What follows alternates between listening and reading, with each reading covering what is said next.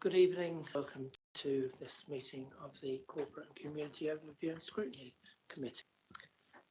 I'd like to ask the Democratic Services Officer, please, to go through the housekeeping. Thanks, Chairman. Please note this meeting of the Corporate and Community ONS Committee is being recorded by the Council for live broadcast and will be published on the website for a minimum of 6 months. For those in the room, please note that if the fire alarm sounds, please exit the building by way of the nearest available signed fire exit route and make your way to the assembly point in the surface car park at the front of the building. Finally, please ensure background noise is kept to a minimum and mobile phones and other devices are turned off or switched to silent for the duration of the meeting. For those in the room, this includes turning off microphones and turning the volume down completely on laptops. Thank you. Thank you very much. And could you, whilst you're there, please go through substitute members? Certainly. So item 1, apologies. We've had apologies from Councillor Lewis Allison. It's also noted that Councillor Hazel Allen is no longer a member of the committee following the council decision on 5th of December. Item 2, substitute members. Councillor George Farquhar is here for Councillor Allison. Councillor David Kelsey is filling the vacancy for Councillor Allen. Temporarily, I understand. For this meeting. Are there any declarations of interest from councillors, either disclosable or pecuniary? Thank you, Councillor Bartlett. Thank you, Chair. I'm a director of BH Live. It's not a pecuniary interest, but nevertheless, it's one of public interest, so I declare it. Thank you. Thank you very much indeed. And that, I think, if there's no others, takes us to item 4, which are the minutes of the last meeting. And we're asked to approve the minutes of the meeting on the, 27th of September, 25th of October and 18th of November. I'd like to, if I may, propose the following amendment to the minutes for the 27th of September. Mr. There was an error in the minutes for the 27th, which included the original statement submitted. However, these were amended into 2 statements in advance of the meeting. Statement 1 and 2 from Mr. McKinstry within the minutes will be deleted and replaced with the correct wording. Statement 3 from Mr. McKinstry will be renumbered to statement 2. Is everybody happy that we do that? Okay, thank you. Public issues, there are none apparently for this meeting. So that takes us to item 6, which is the BCP Community Partnership Annual Report. And you'll note this evening we've got proposed timings on the reports. This is simply to ensure we go home today and not tomorrow. So if we could, I'd like to welcome, if I may, firstly Councillor Bobby Duff, who's the portfolio holder, Kelly Ansell, Mark Callahan from Dorset Police, and Cat Macmillan. And I'd like to invite Kelly to propose the paper. Actually, Chair, it's Mark Callahan. Callahan is going to present the paper as the chair of the Safer BCP Partnership. Please accept my apologies, Mr. Callahan. Absolutely. Not a problem. I think, Kelly, you're going to be able to navigate slides for me. Is that correct? Yep, I'll just share my screen now. That's great. So good evening, everybody. My name is Mark Callahan. I'm a Chief Superintendent with Dorset Police. I'm the BCP Local Police Area Commander, but I also chair the Safer BCP Partnership, otherwise known as the Community Safety Partnership. So I'm going to try and give you a bit of a presentation, which is a high level presentation. I'll keep it quite strategic, acknowledging that you've had the detailed report and we've had some questions prior to. So if I just go to the next slide, please, Kelly.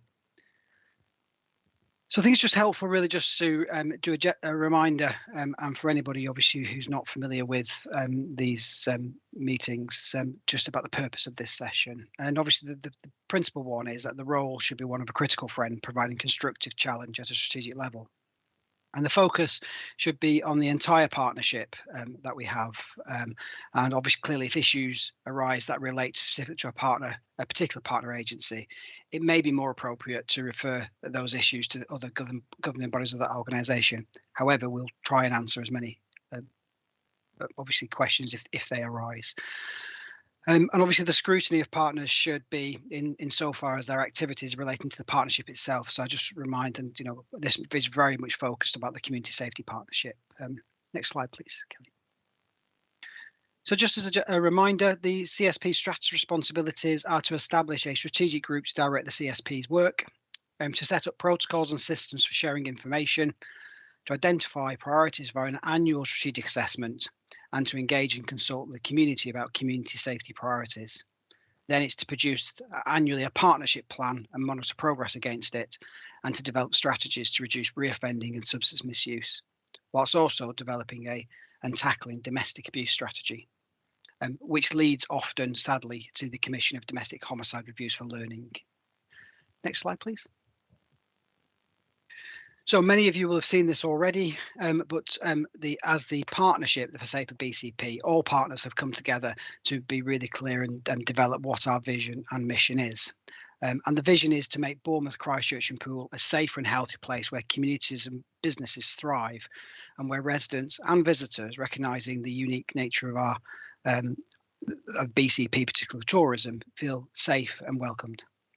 And the mission to provide clear strategic vision and leadership in improving safety in the conurbation for BCP for residents, businesses and visitors.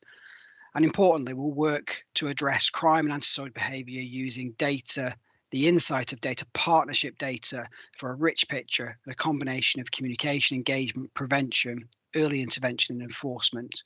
And we will work closely with the community to provide support to victims, especially those who are vulnerable. Next slide, please. So what are the strategic priorities? So the strategic priority that we've got, and we've developed a 3-year plan, a 3-year strategic plan, which has previously been cited through the governance. The first one is about tackling violent crime in all its forms. So to meet these priorities, we've done an extensive partnership strategic assessment, and some may think I'm biased, but one of the best strategic assessments I've seen in a long time, where we're really bringing in all the partnership data. Of course, there's still work to be done to improve it even further, which is what we're doing. But those priorities that shone out of all that work in the strategic assessment is tackling violent crime in all its forms, keeping young people and adults at risk safe from exploitation, including online risks. And then the third one, working with the community to deal with antisocial behaviour and crime hotspots, which include antisocial behaviour linked to substance misuse. So they're the 3 key priorities for the Community Safety Partnership and Safer BCP. But of course, there's lots of other activities that go on in the sidelines, but we've narrowed down those 3 priorities. Next slide, please. So just to give an overview of the partnership structure, there's a lot of detail in here, and I'm not going to go into all of that, but just to give you how the structure works. So the first thing is the top there, the Safer BCP Executive Board is all the statutory members and some additional members from volunteer services, etc., police and crime Commissioner's Office and other people all come together at that executive board. So really we've now got the strategy, that executive board setting the direction, setting the tone, setting what we want to achieve, to make sure we're meeting the strategy, to make sure we're actually delivering tangible results for our communities. Sitting underneath the executive board is 2 strategic strands. The first one being Prepare and Prevent strategic group. And that group is chaired from a member of a partner who sits within the integrated care system.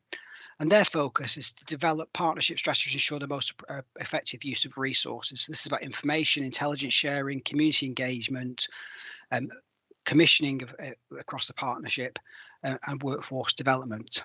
And there's 2 subgroups, task and finish groups, working groups that sits underneath those: the reducing harm from substance misuse strategy group and the domestic abuse strategy group. We'll hear later on. And I know probably some, and as we go through the slides, some of the work that around drugs and substance misuse, and some of the work that's going on there with particularly with the Police and Crime Commissioner as well. And then there's a second strand, which is the Protect and Pursue Strategic Group, which is chaired by one of the senior leaders in the children's safeguarding world, so the social care world. And that focus is about coordinating partnership resources to protect our community, prevent offending. So that's looking at what are our outreach and diversionary activity? What have we got? What's the gap? How do we make sure that we're really getting the best out of that across the partnership? Behavioural change programs, community resilience and business engagement. And you'll see underneath that there's a partnership coordination group. That's the operational arm of what's going on in our communities and how are we developing plans to ensure that our communities and the problems of our communities are being tackled across a partnership. So an example could be anything from antisocial behaviour in Bournemouth Gardens or in a community somewhere, or vulnerable people. That partnership and coordinating group is really getting to understand what the problems are locally in our communities and tackling them together. And on the left hand side there, other structures that because the interdependencies in other areas, we have the Safeguarding Adults Board, Children's Safeguarding Partnership, Health and Wellbeing Board. I think the key point of this slide as well is to be really clear that the CSP isn't working in isolation.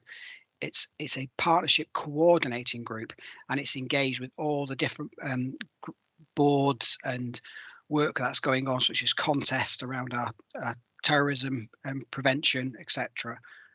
We're working as a whole system, trying to make sure we coordinate and we use our resources and we use all our effort in a smart way in order to achieve what we need to achieve for our communities. Next slide, please. So if I just a quick run through some of the key achievements that we've done in 21-22. So I've already referred to the strategic assessment completed, so we've done that, and that's a meaty document with a lot of rich detail in there. But we've got more to do with that as we go forwards. You would have seen some of the data around the reduction in domestic abuse and violent crime incidents. Violent crime, and particularly youth violence, is still a problem for us. But if you look at our most serious violence and you look at some of the crimes that have been reported, we're seeing a downward trend in some of those areas. Domestic abuse, we'd want to see an upward trend in people reporting, because that means we've got trust and confidence in our communities, and we see that reporting from our domestic abuse victims, and of course all the work that goes with them.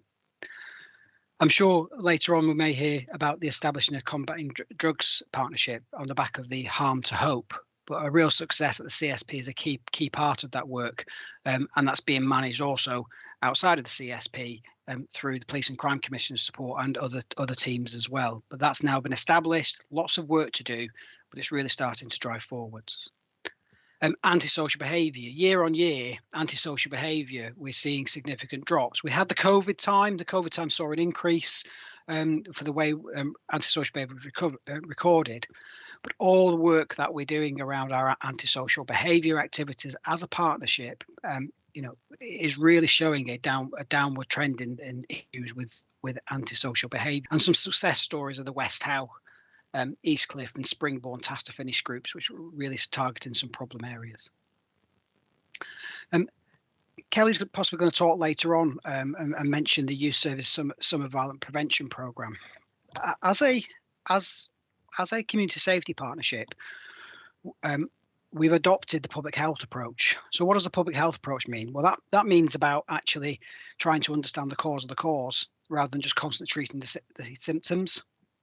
So one of those things is about how, if you look at a prevention triangle in terms of primary prevention, secondary, and then tertiary, the primary is your universal approach, your secondary is your early intervention, those that need some intervention, and your tertiary are those that are in crisis. So that Youth Service Summer Violence Prevention Programme was all aimed about that universal approach, about stopping children becoming criminals, early intervention and education, and as a result we saw some of the results over the summer period in particular, the gardens felt a very different place, the beaches felt a very different place because of all that work. Reductions in police recorded crime, again, downward trends we are seeing, particularly for BCP, we're seeing downward trends of recorded crimes across the board. Slight increase in vehicle crime, but we're doing some work around that in terms of that. But it isn't a CSP priority, but it is still something that, obviously, from a policing perspective and linking in with partners, is something we'll respond to as we see a little increase in some of our areas of hotspot criminality. Successes in terms of the reduction in number of first-time entrants into the criminal justice system. So over the last 4 years for under 18s, we're starting to see a reduction of children going into the criminal justice system. And only today I've been having further conversations at the Children's Safeguarding Partnership meeting about how we collective as a partnership work hand in hand with the CSP and the Children's Safeguarding Partnership, how we continue to look at options to do early intervention to stop crime happening, to stop children going into that criminal justice system. And there's lots of opportunities. So that's further work as we go forward for next year, which we'll come on to in a second. I've mentioned the ASB and the successful multi-agency response from the multi-agency command centres with seasonal demand, the 23% reduction in antisocial behaviour, but I think some real successes around the lower gardens and the peer approach. Really focus hotspot patrols, not just with police, but with CSAS staff, really focusing on those issues, making it feel safer, making it, less criminality. And actually we see that even now with the festive gardens, the lights, etc., in terms of the multi-agency response that we've got, a real success for the community safety partnership. Other areas, obviously, we've talked about previously. The cabinet have had the community safety strategy and have adopted that, so all this has gone through that process, and we've implemented a new domestic abuse strategy and delivery plan. And finally, just before we move on to the next slide, the Up to You Domestic Abuse Family Intervention Programme estimates that £53,000 invested into the programme saves us over 933,000 in averted costs. We know if we can intervene, we can prevent, we can make people's lives far better. We can prevent murder because ultimately around our domestic abuse and all our interventions is about murder prevention. And subsequently, we know that we can then put those costs into different services as we step forward. Next slide, please, Kelly. So looking ahead. So first off, I suppose I'm a bit biased being the chair of the Community Safety Partnership.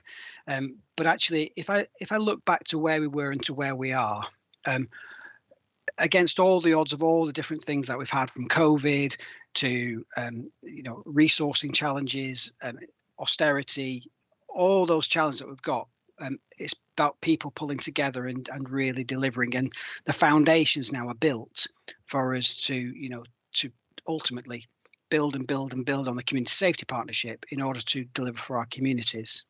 So if we look ahead for 22-23, here's just some of the highlights of areas that we want to continue to focus on. So the first thing is that completion of that annual strategic assessment. We've got the 3-year strategy, we've got an assessment, but we're not naive to think that there might be some rising tensions in other areas of our communities. So every year we do a annual assessment review that just makes sure we're on the right tracks and we're tackling them. And what comes with that is a performance framework, so we can see tangible results. We can see what we're doing is working, and if it isn't working, we can stop, put our foot on the ball, and then review where we are to make sure that actually what interventions do we need to change, what activities need to change, so that the public money that's being spent is being spent in the best possible way to deliver for our communities. The focus on youth violence. Youth violence is, so I don't want to paint a picture here that we've got the same level of youth violence that we've got in maybe some big metropolitan areas, but we do have problems with youth violence, and we have problems. We have children who are carrying knives in our communities. Not every child is carrying a knife, and there are certain pockets. But the key thing for us now is we've spent all this time understanding what our problems are. and getting the strategic assessments right. So actually we now know where we need to focus, what we need to do. And youth violence is a key part of that, understanding from our communities and wider. I could talk all night about violence, but one of the other areas we're doing is looking at targeted interventions, and we're also bringing potentially Bournemouth University on board as well, who could help us with an evidence base around our interventions with children to see is what are we doing, is it working, which goes back to my point earlier about evidence base and public money, making sure we get good value out of every penny that we spend. The review of the approach to the community engagement across the community safety partnership. So going forwards, we're going to be looking at how we engage with our communities across the CSP to make sure that we've got the voice of our communities, and particularly obviously from seldom heard groups as well. It's really important we represent the full cross section of our communities. And then within that, to be able to achieve all this work and pull the strategic assessment together, we need that analytical support. And there's now, as we go forward, looking at how we enhance that capacity and how we then do deep dives in trends. You heard me talk a few moments ago about how do we turn the tap off? How do we look at the cause of the cause rather than keep treating the symptoms? And that's the fundamentals of the public health approach to our problems. So if we don't start doing deep dives looking at those trends, we'll never actually understand why our children who are not involved in criminality, why are they carrying knives, as an example. So if we can start doing that work, we can start understanding where we need to put the interventions in rather than just keep treating those symptoms. The revised prejudice-free Dorset partnership, really, really important as we see the obviously the work that's come out of now knowing more about our communities and what the demographic of our communities are. The work around equality, diversity, inclusion. If I put my policing hat on for a second, the activities around race and the race action plan from policing. All those issues about seldom heard groups, the revised prejudice-free Dorset partnership, and that focus around hate crime is really focused on all those protected characteristics, not just race, but disability, LGBTQ plus as well. So really, really pleased to see that we're really putting some emphasis around the prejudice-free Dorset partnership and reviving that. And then we've got the serious violence duty. And the victims bill, but just today Kelly Ansell and I were talking about the serious violence duty, and that's coming down in terms of the direction of how we're going to respond to the government direction around developing a document and a strategic assessment that talks about what's our response to serious violence across the partnership. And that's very much in train, which may link to some funding opportunities as well. That as a CSP, we're constantly looking at how can we draw on funding to be able to deliver for our communities. And then another thing looking ahead for us is we know that the ongoing is a national review of the community safety partnerships, and Prevent is forthcoming, and we're expecting that review. And of course, we'll be part of that and part of that partnership. And what was really interesting, again, part of we talk about national reviews, but I know that I've had direct contact with the government myself in terms of the Home Office, etc., about our response to homelessness, as an example, our antisocial behaviour in our town. And until recently, they were looking to come down to look at what our best practice was and potentially share that from some roundtable work. So we're not just looking inward as a CSP, we're looking up and out about what best practices are out there. How can we be showcasing what we're doing as an area into wider CSPs, etc. Next slide, please. So thank you for your time. I'm conscious that was a whistle stop of some slides and quite a meaty document. And I know we've had some pre-prepared questions, which I think, Kelly, I think is in order that we go to those first. But I'm conscious there may be other questions around the partnership that we may want to try and answer this evening. But thank you. Thank you, Chief Superintendent. That's a very comprehensive report. Thank you. We do, in fact, have some prepared prepared questions from Councillor Burton, who's the Chair of Children's Overview and Scrutiny. You're very welcome this evening. Would you like to ask your questions, and do you want to do them one at a time or en masse and then get the answers afterwards? Thank you, Chair. Yeah, I mean, the 6 questions here, I maybe one at a time might be better otherwise, because they do go around a bit. Okay. And I'd say that these are all targeting, because I'd say our Chair of Children's Services, so they're all children's related. That's what I focused on. Have you had sight of the questions, or would you like me to read them out? Or, so they're in order on the document. So looking at 14 on the document, high levels of knife crime in Bournemouth went against a low-level trend across Dorset, with the average age suspect having fallen from around 30 to around 20 years. Increasing possession of knife offence are related to drugs. Now, just a sort of a bit of background on this, we are doing some work in Children's Services. We've got a working group looking into this at the moment, so it feeds in quite nicely with what we're doing. So I said by average, I'm certainly you mean the mean, and what I'm interested in is this due to lots of young children bringing the age down, or whether it is a more dropping from 30 to 20, which isn't quite so much in my remit. It's looking at the much younger than that. Or we're getting more evidence of young people, very young people carrying knives. So it is the mean, just to clarify that one from that perspective for you in terms of the averages. So we are seeing, particularly about the age range of 14 to 16, so not under 12s, we are seeing some children, carrying knives, being in possession of knives. Sometimes we see reports, we get reports of a youth has been in possession of a knife, but actually there's no evidence of anybody seeing a knife. So the data can be skewed a little bit, but if you was asked, but ultimately we are seeing 14 to 16-year-old, and we're seeing 2 different trends. We're seeing one that may be children that are involved in criminality, but we're also starting to see a trend when perhaps children are knife carrying for personal safety. And that's the work now that we want to do, working with the Children's Safeguarding Partnership and the CSP, is actually understanding why are children carrying knives, etc. Dorset still does remain very low in terms of knife crime and youth crime, but we're not complacent, and we're looking to tackle those issues, understand it, and be robust around those that intend to carry knives. Thank you, Jack. Continue.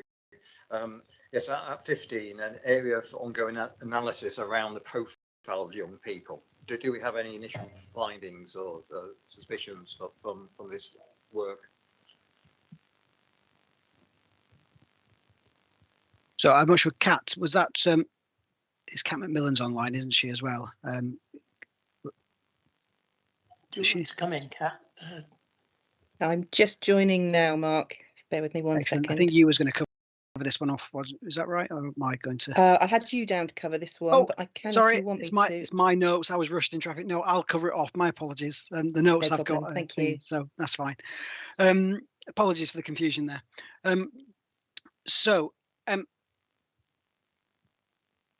just rereading the question to myself. Never mind. Right. So in relation to the community safety partnership and the analysis that we've got, we are seeing sort of the 10 to 19-year-old suspect make about 25% of the total amount of suspects within the database that we've got, and the most common suspect age was about 14 to 16 years of age, and there's a mix of both suspects and victims, but they're mainly male. So male offenders. There's female victims who are older than male victims. 40% are possession offences, possession of a weapon between the ages of 10 and 19. But 12 was the age of the youngest suspect in some of that data. Just to add some more context to this, we've been doing so as part of some work across the partnership. Again, as you'd expect, the partnership, we all take different things, but from different strands. But from a policing perspective, we've done some work I also lead for the whole of Dorset Police on homicide reduction and MSV, most serious violence reduction. And we've just done a piece of analysis for 4-year trend, 4-year data. And what's standing out from that is when youth violence starts, and what you see is that you don't really see anything between the ages of 0 to 10. And then you start seeing a peak around the age of 11, and then there's another peak that happens probably around 13 or 14 around that violence. It's not all knife related, and some of it is low level violence. Now, the hypothesis, and we've got to do work to look at this, is that actually because they come out of the primary school, and with the different tierings of schools, do you see an increase in violence at different stages when they go into secondary schools, and therefore you have a different peer pressure, and we need to understand some of those challenges. So in terms of the profile of young people, yes, we have quite a real detailed knowledge of that now. We can also report that in the where you have co-offending, so we know that if a child commits one offence on their own, they might go on to commit one further offence. But where they commit violence offences with 2 or 3, they can potentially go on to commit more serious violence. So we're looking at ways of understanding that information and evidence around violence, particularly around children, and then looking at what's the best intervention point to be able to then really start to make a difference. The whole point being, how do we divert those children from it? So lots of data, lots of information. That's why we want to bring in Bournemouth University as well, so they can help us with some of the evidence base. And then we can start making sure we bring in the voice of the children, understanding lots of the issues that are in the children's social care, so we can understand the data, but then respond to it and put some tactical interventions in place. Does that answer the question? Yeah, thank you. Actually, it does. It's actually a very interesting answer as well. There's a lot of points there, and it sort of leads into my next question, because this was at 30. This was also mentioned in the annual youth justice plan that went to children's back in June in council last week. That it says one thing that we discussed at children was having the first contact with police as a victim or witness of harm. Of 96% of young people who come through youth justice.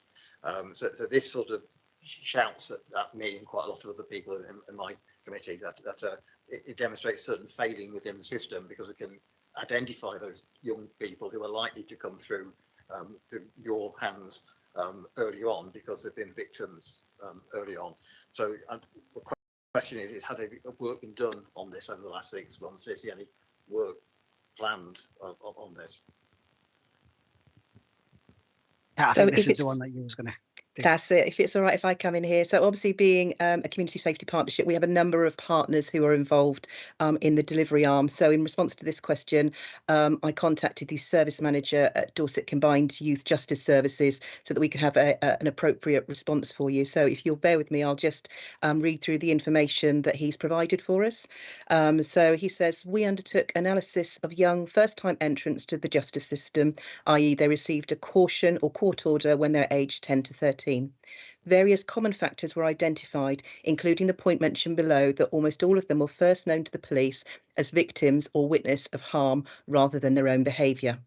In most instances, the harm they witnessed was domestic abuse in their early years. Other risk factors for offending included school exclusions, SEND, and being known to children's social care. Parental or family criminality is also a risk factor. The next step is to develop a data mechanism for identifying children who show these multiple risk factors so that we can follow up to see if they are known to services and if they need additional support. We're undertaking similar work in Dorset using the Supporting Families database for the identification part of the work. The plan is to apply the learning from this work in BCP, working with Children's Services Early Helps colleagues. Thank you. That's also very interesting, and it also sort of leads on to my next question. At 37 and 38 and in other places, we talked about early help and youth workers as a way to impact on likelihood of future youth crime, which sort of ties in with the answer which I think you gave there quite well. but I'm looking at possible risk within our present financial climate with cuts to funding, and I imagine youth workers would be where funding cuts might well happen because it's non-statutory in area of children's services. The question is, are there risks there?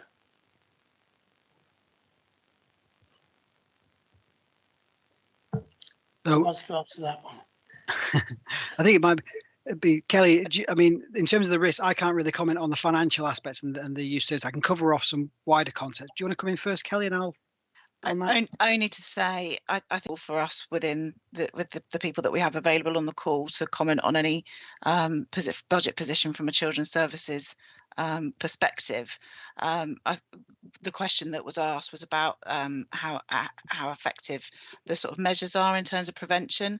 One of the things that we wanted to cover off in terms of our response was around the value that we've seen particularly through the summer response work that we've done with diversionary activity, through youth outreach, through that real multi-agency piece of work that Mark mentioned earlier, which ultimately this year, when you look at how effective that is, as Mark said earlier, absolutely lower gardens, the peer approach felt like a different place. We had a far less, far fewer issues, and actually the statistics, the data shows us that when you compare 2022 to 2021, both antisocial behaviour and ASB was down, so a 25.59% reduction in crime and a 23.64% reduction in antisocial behaviour.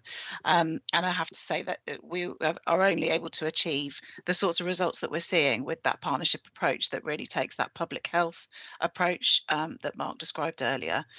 So I couldn't answer on the specifics, but hopefully that gives a sense of when we do make sure that we have that multi-agency commitment and that collaboration working, we're proactive, we're visible, and we really have a presence. I think that's where it makes all the difference. I think one thing I can add to that, and some of the conversations we're having now is about. So I've already talked today about evidence base around what works. So give an example. There's something called a focused deterrence. There's also turnaround programs. So not wanting to comment on the money side of things, but if you look at early help and youth workers and the work that they do, and then the big thing is making sure that we've got the evidence base to say, is what we're doing working? Because there's no point keep doing it if it's not working, because that's just throwing public money away. So a lot of the evidence base we want to do. So the focused deterrence is an example where we identify those key people and we make sure the right services with the right tools make the intervention, so we get the best possible bang for buck, if I can use that expression, in terms of what we're trying to deliver. And again, today I was having in the Safeguarding Children's Partnership meeting today, we had two presentations talking about how are we going to tackle some of these issues and with what type of services. Focused deterrence is one, and that's where police go around and really focused to try and stop them. The turnaround program through the youth offending service, about how we can a whole system, so look at the problems in the family to try and divert them away from criminality as well. So hopefully that helps with the question. Councillor Burton, do you want to give in the next question? Yes, thank you. Thank you. I did say there might be supplementary, and I sort of put it in together rather than, and I like your Einstein definition of insanity there, that's doing the same thing and expecting a different result. Only two more to go. So at 42, 74 young people engaged in specialist treatment. Can we have a breakdown to a type of specialist treatment and how many young people were offered but didn't engage? I don't need an exact number, you understand, it's just to get some idea about all young people engaging. Thank you. So in a similar vein, response I gave, most appropriate, I went to the Drug and Alcohol Commissioning team to get an appropriate response for you. So again, if you'll bear with me, if I just read through the explanation they've given for that question. So the BCP Young People and Family Service deliver interventions at a structured specialist level, which is reportable interventions, and non-structured level, which is not required to be reported against. The service delivers support to young people and vulnerable young adults up to age 24. However, for the purpose of the data within this report, it was for those up to the age of 18. Most young people are referred for alcohol and/or cannabis use, and this is in line with national trends. The type of interventions delivered at a structured specialist level, predominantly on a one-to-one and goal-led intervention, include psychosocial services, motivational interventions, cognitive behaviour interventions, and multi-agency working. And the type of interventions that are delivered at a non-structured targeted level include resilience services such as the Be Yourself service in school, and that's for services for people vulnerable to substance use or those beginning to dabble in those sort of areas. And sessions can be one-to-one or group work and include topics such as self-esteem, assertiveness, communications, substance signs, symptoms, and safety education. And we also do, for example, work targeting young carers to make sure that they are looked after appropriate as well. So the following information includes non-structured and structured figures for young people between the period of October 21 and September 2022. I'm not allowed to issue the actual numbers itself, but these are the summary figures that we've been provided with. So 17% of young people under 18 referred to the service did not engage with either the specialist or targeted services. And those reasons included treatment declined, inappropriate referral, or they dropped out of the service. And 66% of young people under 18 completed treatment successfully with either the specialist or targeted services. And I'm quite happy to put the information in an email and send it through to you if that would be of help. Thank you. Yeah, thank you. I welcome it being sent through to me because it gives me a chance to think about it and add it to my working group. So the last question, which is a slightly more open question, I suppose, is looking at 53. This analysis is based on a relatively short-term approach that takes no account of long-term savings. Is it possible to make any predictions about possible long-term savings with this approach, or conversely, the long-term cost if it's not followed?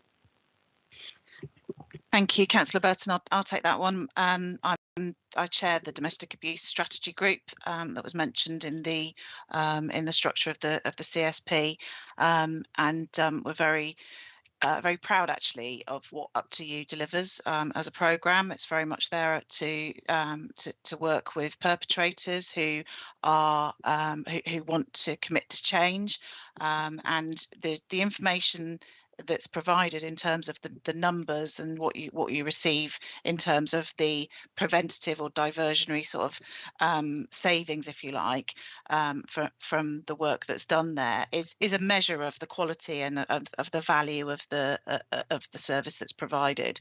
I think it's really difficult to put longer term numbers and I allocate specific savings because there are too many unknowns, but actually from our perspective it's really helpful to look at the value from a preventative perspective.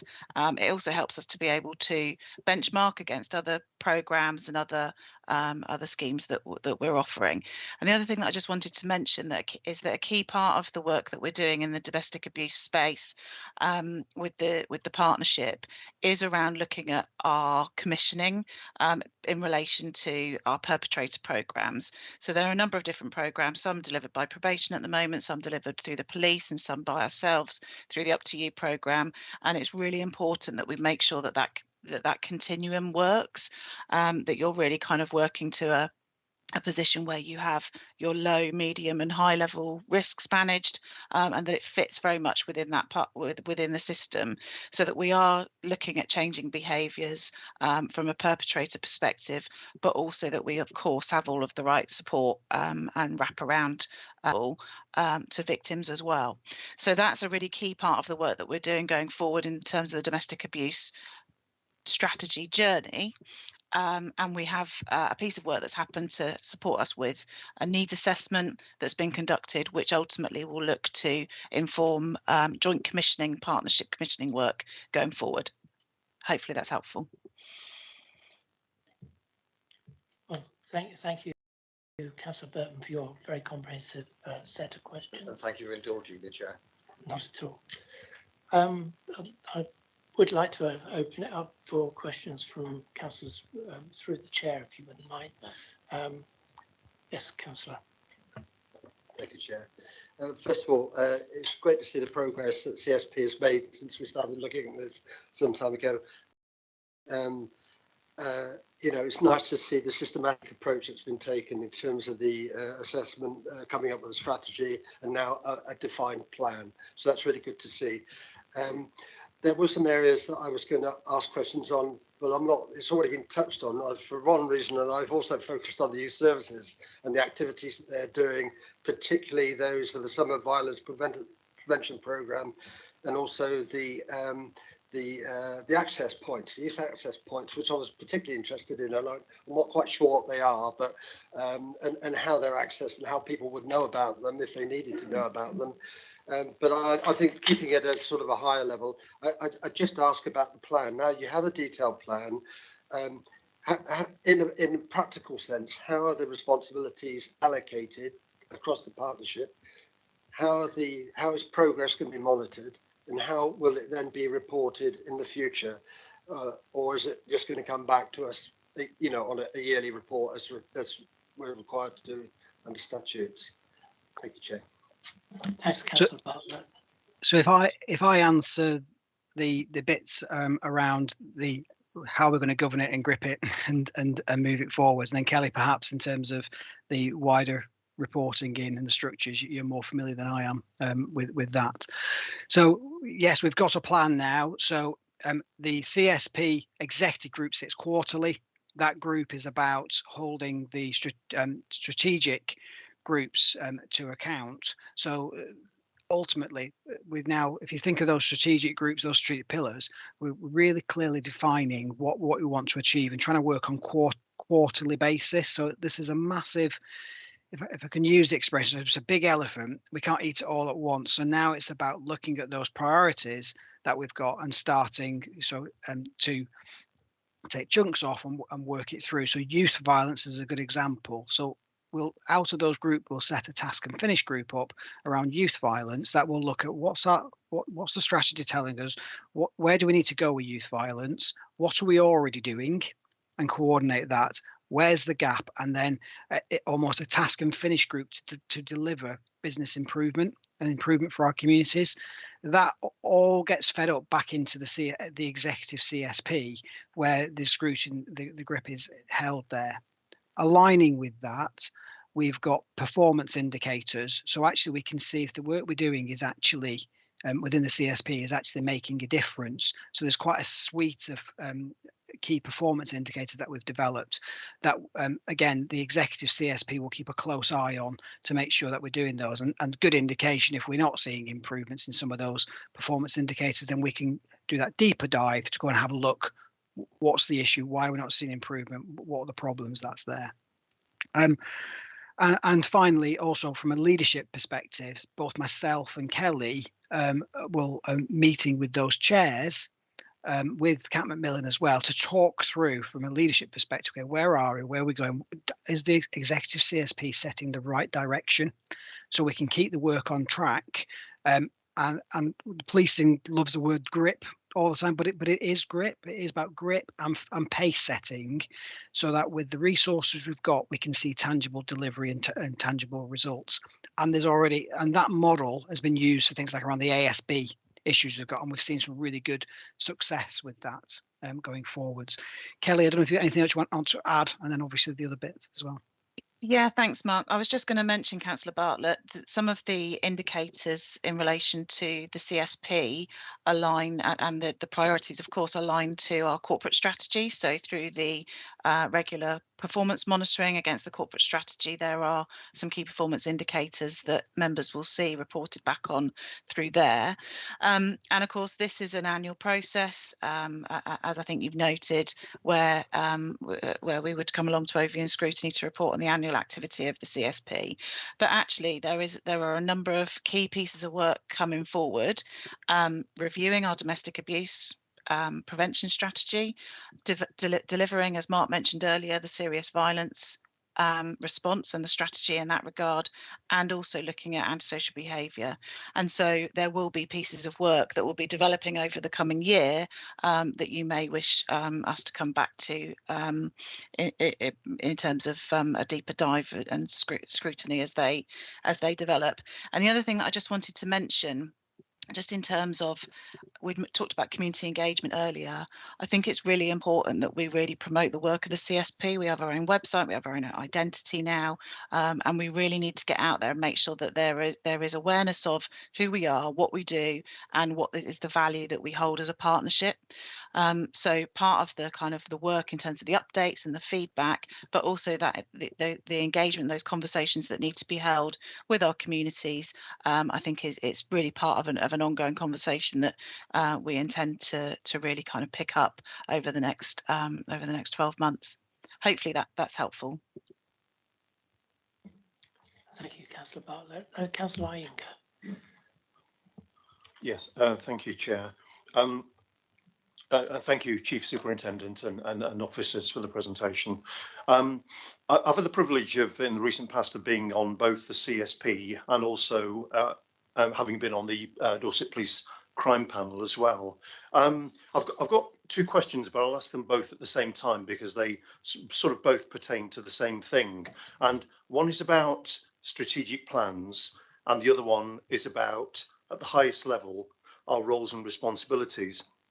Now, just on the strategic plan, Chief Superintendent, you mentioned there is a strategic 3-year plan, but of course what we also have in existence, and Chair, with your permission, we have the privilege of the Police and Crime Commissioner here as well, and with your permission I may invite the PCC if you'd like to comment on this, is that we also of course have under the PCC the Police and Crime Plan as well.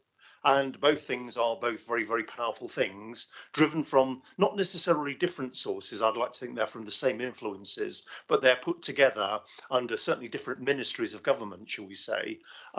So the first part of my question is, to what extent do both of you feel that, in a sense, there is coherence between those plans in a way that politicians here could describe simply to residents and say there is one strong, powerful set of things going on between the most senior people involved? That's the first part of the question. And the second one, it is related, is you referred, Chief Superintendent, to the role reviews, the national review of the CSPs, and I did actually make an input into that.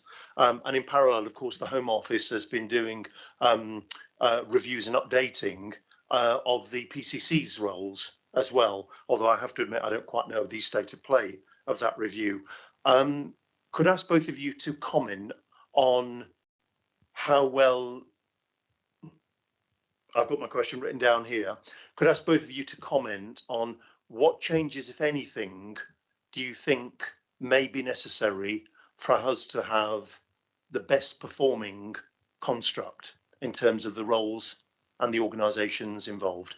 Thank you. So one is about the plan and the second one is about the organisations. Thank you. Chief Superintendent. Excellent, thank you. I'm conscious that Mr. Sidgwick also wants to come in there around these things as well. I can see him in the background from that perspective. So I think first off, I don't want to speak for the PCC, but obviously the Police and Crime Commissioner, in my opinion, part that is, first of all, the Office of the Police and Crime Commissioner sits on the CSP, which is a really important part. And of course, all the community engagement, the voice of the community into policing and into that plan comes from the PCC, but that also comes from safety partners. If you think of the community safety partnership in terms of police, of health, local authority, the probation service, we also have volunteer sector sitting on there as well, Dorset Fire and Rescue. So the rich data that comes in is representation of what our communities are experiencing and what the problems in our communities. And actually, if I was to take the CSP priorities and also our partnership priorities in terms of what they're seeing and overlay that with the Police and Crime Panel, there's this synergy, because actually it's what our community is telling us what the problems are and what our data is telling us of what our problems are.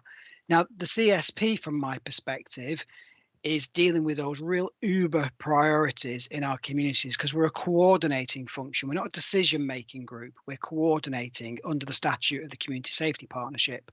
So we also, we take it to the next level. I myself, as the chair of the CSP, also has regular meetings with the chair of the Pan Dorset Children's Safeguarding, the adult safeguarding.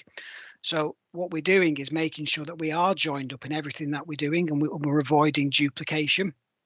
So there's quite a lot of scrutiny that goes into that. And when we produced the strategy, the PCC's office had involvement in that strategy in terms of, okay, what are the priorities? So the whole point was how we're one system and joined up together around it. So I can sit here really comfortably and say we've got all the right stakeholders, all the right people, which has helped us develop, and all the right information that helps develop a strategy.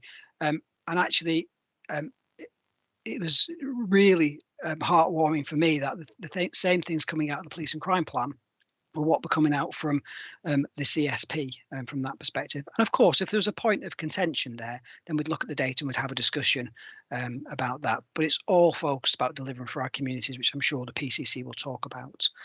In relation to your second point, do you want me to pause there and let Mr. Sidgwick come in? Does he want to make reference, or do you want me to just cover my second point off? I think we'll bring Mr. Sidgwick in now and then come back to you if we may. Well, welcome to the meeting, David. I know that you're on next, but if you wouldn't mind joining in this conversation. Yes, absolutely. And what I'll try not to do is steal my own thunder, because I was going to cover some of this during my presentation. Look, very clearly, the police and crime plan has to be based on something. And it was based on the people's view. 3 surveys, 50 talks to 6 to 200 people. Very clearly, the police and crime plan is what the people want. But the other thing when you develop the police and crime plan is you also go out to your partners as well. And the CSP were asked to comment on it in the first stage. And also it was taken a stage further. After it was actually delivered, the CSP benchmarked their activities, their vision, their coordination with the police and crime plan. So we are very, very closely aligned, as Mark Callahan has just said. But this goes further, because it's not just about the alignment between the CSP and the police and crime plan. It is also about the communication at every level with the partners going forward in order to make it work. And I will talk a little bit more about that in the presentation. So thank you. Thank you. Mr. Callahan. Yeah, on the final point, it's probably not easy to comment on that. We're aware there's reviews ongoing, and part of that is stakeholder engagement in terms of the role of the PCC, the role of the role of the CSP. We know that being piloted elsewhere, other things like other reviews. So we have domestic homicide reviews, but we'll also see under these serious violence duty and the acts around homicide knife crime reviews as well, and how they're commissioned. So I'm afraid I haven't got the level of detail in terms of what those reviews will look like. Certainly we will continue to engage with them as they step forward with them, and as we get more information out. I actually think in terms of our coordination, the PCC has already been alluded to. I think no matter what comes out, we're actually already a partnership that is really well joined up already. And in fact, sat around even the Children's Safeguarding Partnership today, we was talking intrinsically about how the CSP, how they work together and how they're joined up. And again, we do that with the PCC's office. So I think whatever comes out will rise to the challenge. But I think we're not a CSP that excludes the Police and Crime Commissioner's office. They've got an integral part at the table, and we've got a really good working relationship with them, sort of waiting to see what comes out, and then we can work our way through that in the stages accordingly. Hopefully that helps a little bit. Thank you. You want a supplementary question? It's just a comment, actually, just to thank you both for the responses. And the second one, I didn't want to, of course, encourage anyone to sort of speculate about where the reviews may go. But on the other hand, I think I'd ask you that we do return to this particular point sometime later, because I'm willing to believe these reviews in both areas were set off for good reason, because of a feeling in some quarters that probably something more focused and faster needed to be done across all the areas. And I think it's something which I'm sure both of you will have views on going forward, and I think it's helpful for this committee to know those views at the right time, and we can give input if it's helpful. Thank you. Thank you. Councillor Slade. Oh, sorry. Mr. Slade-Baker. So thank you for that. The thing I'll say is that not every CSP and not every PCC's office has the close relationship which we're seeing here, and therefore the reviews have to be put in the context of driving for a national picture which may be different to what we're able to demonstrate here with the close working relationships. The other point I'll say about the PCC review is that that is very wide. It talks about criminal justice system, it talks about fire authority, it talks about all sorts of things, some of which again may not be applicable here in Dorset, and we'll see where it lands. But until those reviews are actually complete, we'll just keep on doing what we're doing, which is engage, put the best information we can in order to fight Dorset's case and get the best results out of them. Councillor Slade. Thank you, Chair. I am really sorry because I feel like I always raise this, but I can't not really. In the first page of the report, it talks about the 3 strategic priorities. And in the second and third ones, you've got keep young people and adults at risk safe from exploitation and work with communities to deal with ASB linked to substance misuse. And yet, the amount of drug taking that we're seeing is endemic. And every time we try to sort of report issues relating to drugs, it's sort of seen as, well, it's just normal. This report is full of red flags. The number of children committing suicide and young people with self-harm, drugs, alcohol, the number of people who are dependent on substances. It just feels like we've given up. And when you've got this sort of balance of people believe, and Kelly will know about this because I've raised it with her specifically, the issues of the perception of some parts, particularly of Bournemouth, where there are lots of places where people go to be rehabilitated from substances, and there are private operators who are selling themselves as somewhere to come and get additional care. What can we do? There was some talk, previously about licensing of premises. Obviously, selective licensing hasn't gone ahead. It feels like it's the elephant in the room, but there's nothing here apart from, yes, we need to stop the county lines. Yes, we need to sort of cut it off at the top. But it's just so endemic, and I just can't see how we can accept that and just carry on as if, we should have the stench of drugs wherever we go. Chief Superintendent. So what I'm not going to do now is steal the potential thunder of the PCC in a minute, who may want to talk about harm to hope and some of the and David, if you're not going to talk about that, then send them back to me and I'll talk about it. But I think you may mention it. Absolutely, and this is a complex area with multifaceted issues. If you look at some of why have we got knife carrying youth, why have we got some of the ASB issues, why have we got some of the criminality that we've got, why do we have drugs community committing most serious violence against each other? There's a common denominator around substance misuse addiction around it. So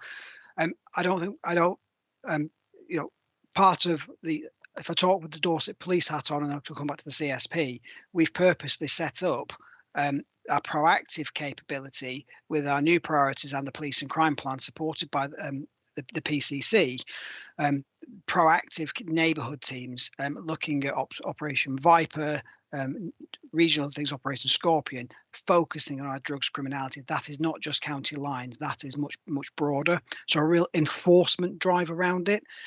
Nobody in our communities should be sitting in their house fearful of the house down the road that's dealing drugs.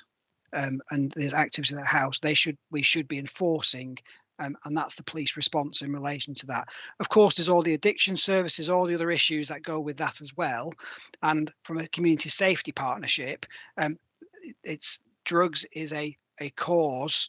And as a result, we've got the symptoms, and that's where we talk about the public health approach to it. I know Kelly wants to come in as well, so I'll bring her in. So I can understand the perception, and I also get complaints from the public where someone smelt cannabis in the street, etc. And then what's the police in response to those things? I can reassure you, our drugs intelligence and information isn't just, we haven't given up. Quite the contrary, we want to make our communities safe, and we want to create the environment for anybody who wants to deal drugs in our communities as a toxic environment, and that goes across the partnership as well.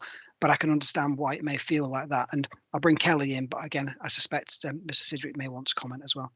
Kelly. Thank you, and again, I won't steal David's thunder at all. But Councillor Slade, absolutely.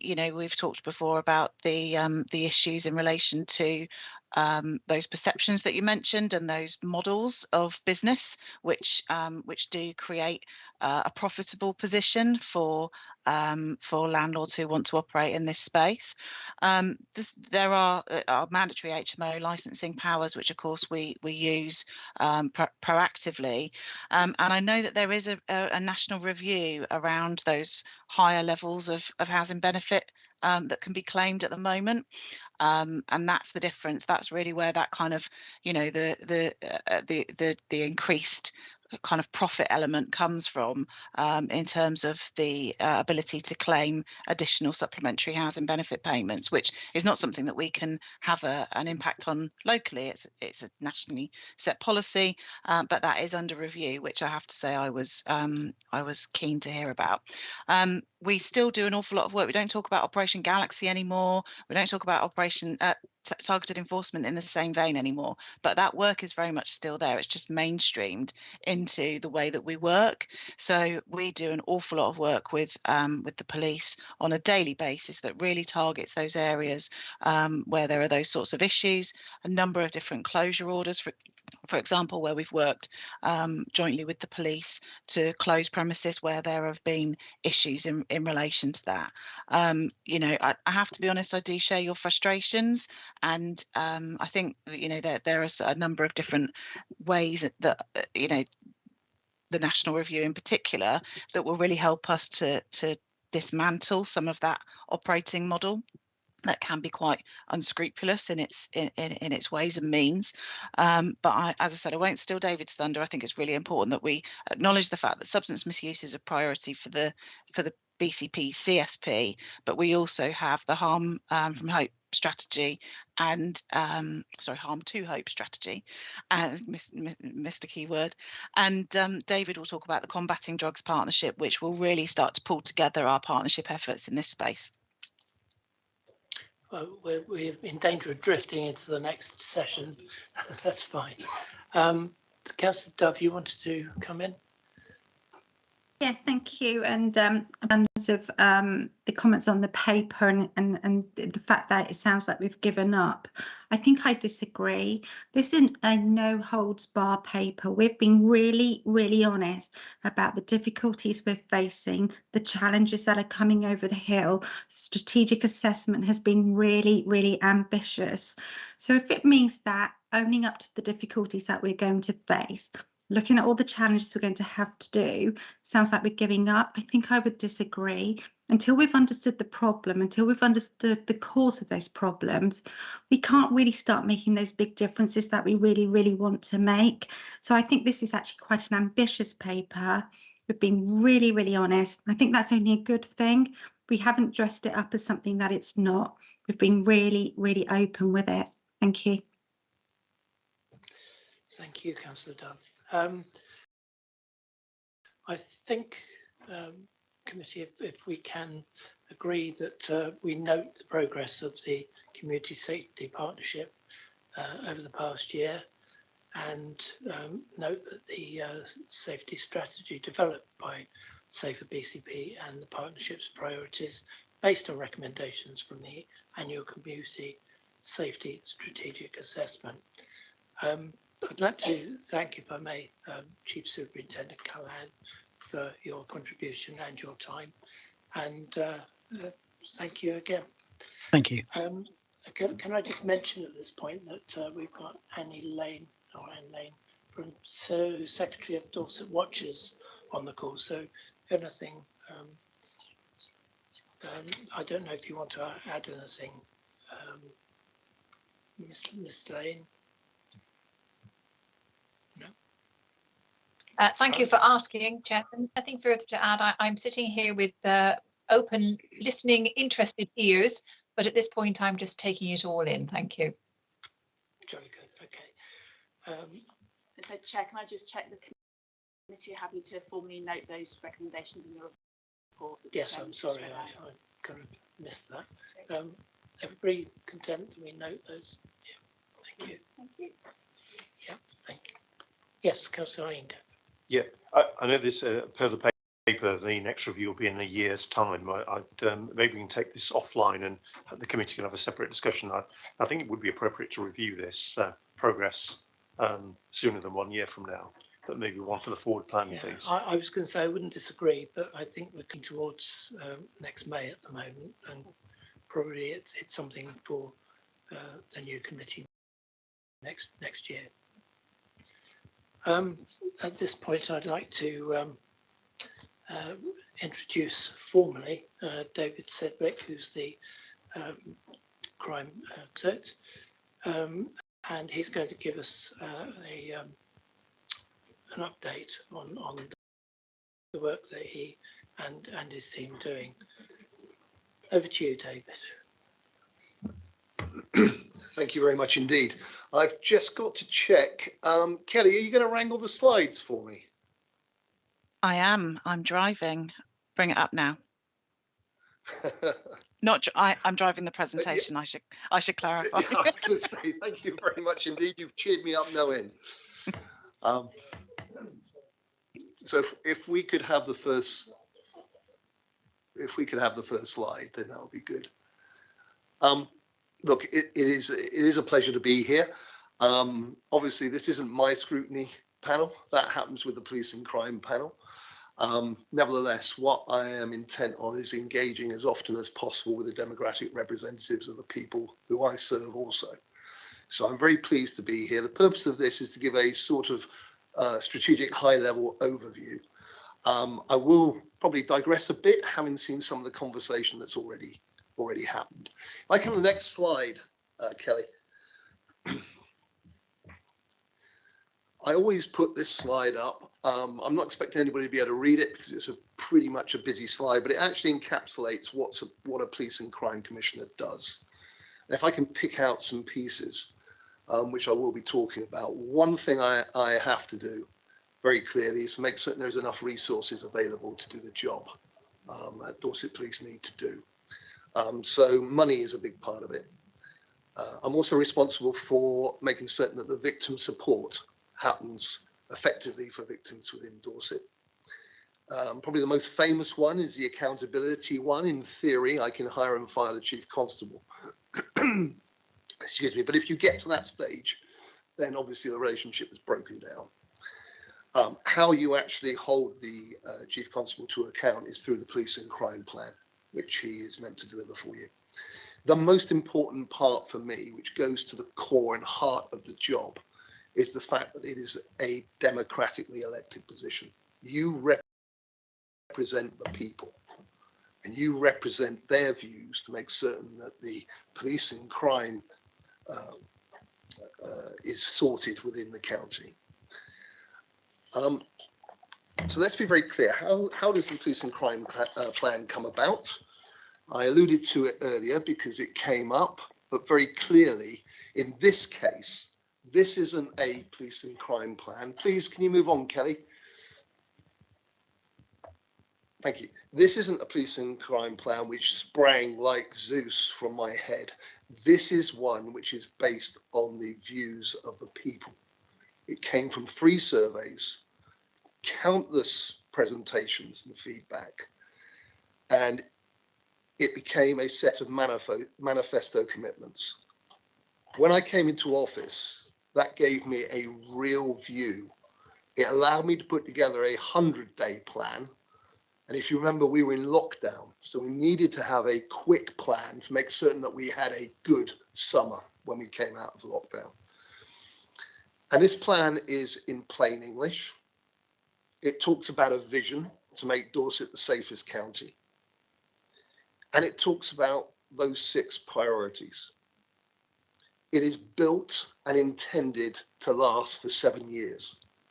And the reason behind that is because there needed to be a cultural change in the way that we thought about things, but it also needs to be consistent and coherent in order to address some of the issues that you've heard this evening.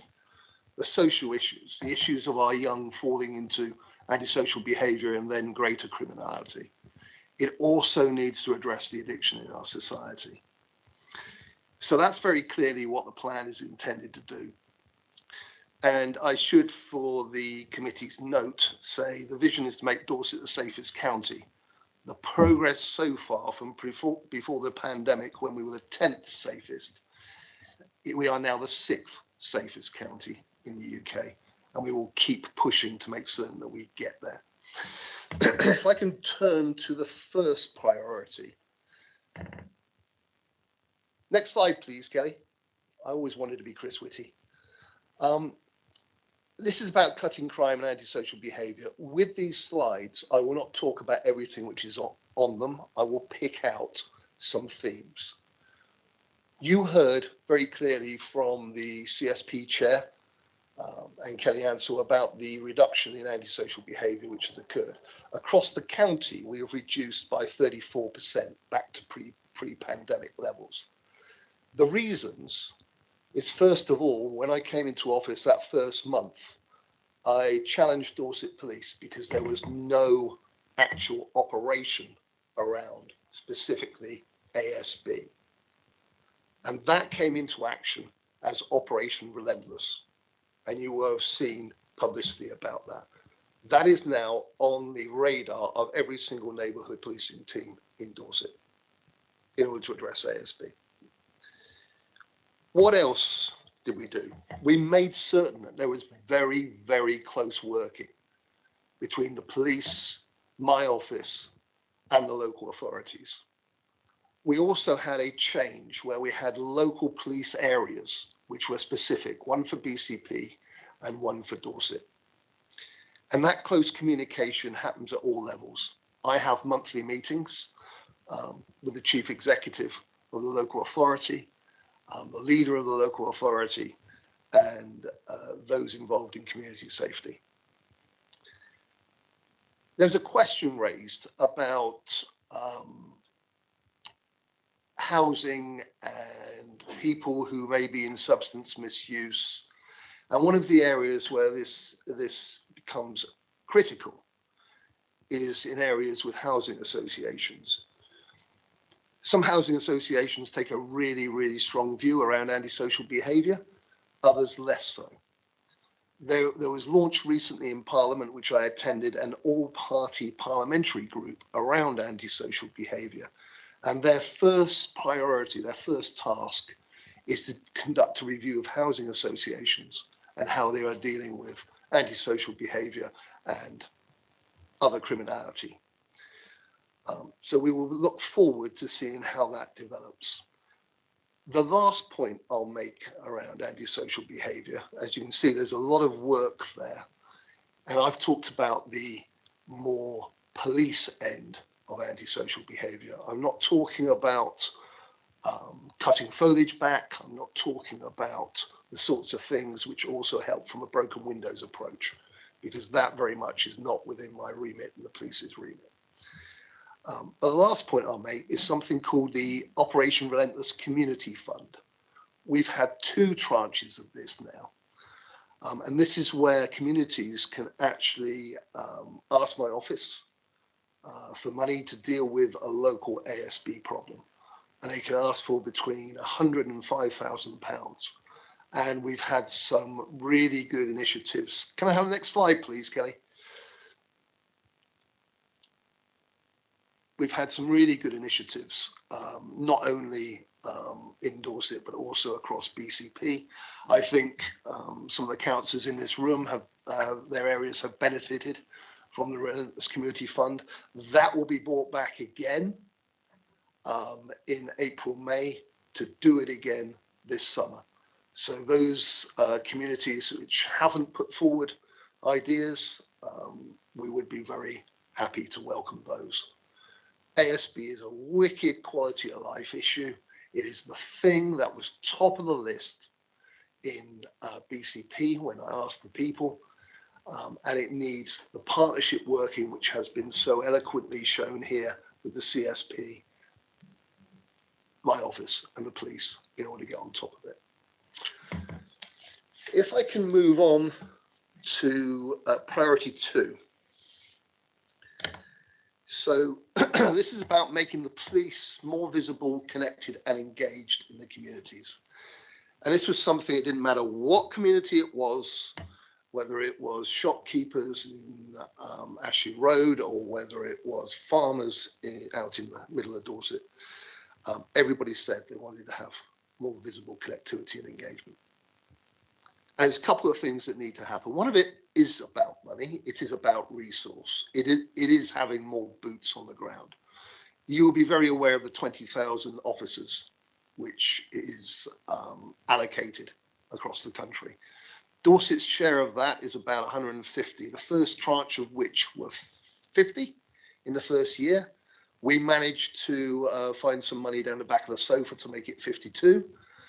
And I very clearly stated that I expected those officers to be in the neighbourhoods, in the communities.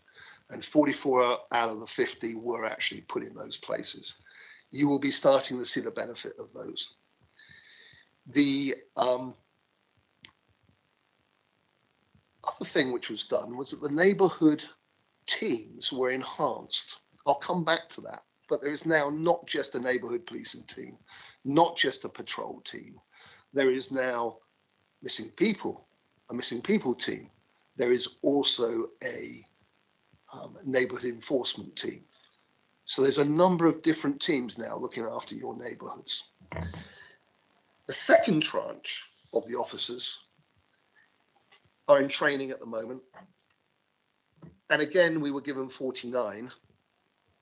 But we're looking at doing far more than that. We're hoping that we can get up to 70 extra officers. And those, again, will backfill. They'll fill the gaps. They'll fill the areas.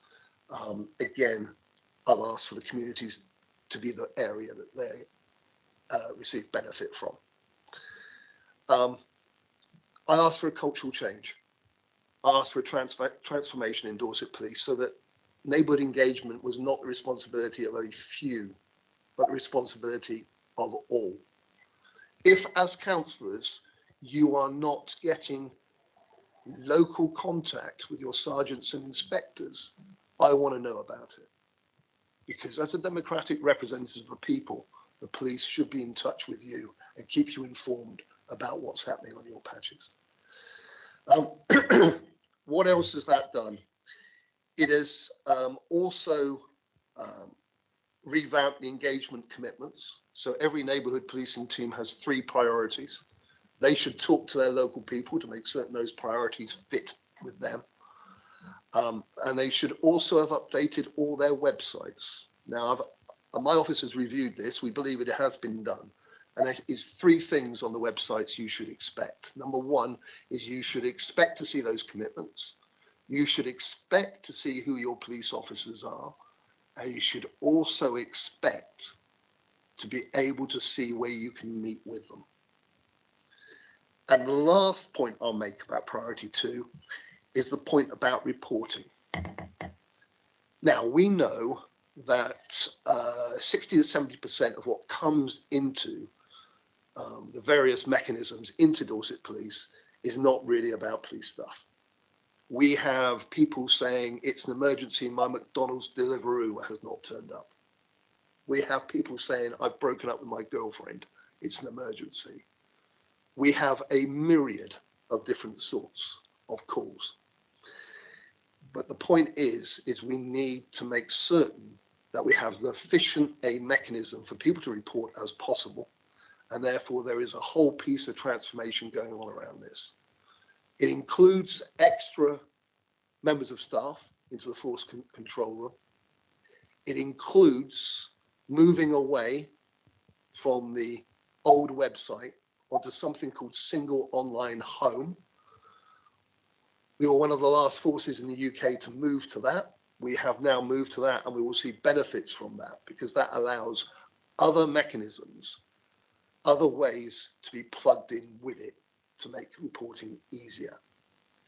So the message I'd ask from yourselves is, whilst we are transitioning, whilst we still have an issue with 101, let's be frank, can we ask people, if it's a report of a crime, not an emergency, can they email 101 if at all possible? All that intelligence is gathered. One of you might have the colour of a car that's doing something fishy. Somebody else might have half the number plate. All that is put together.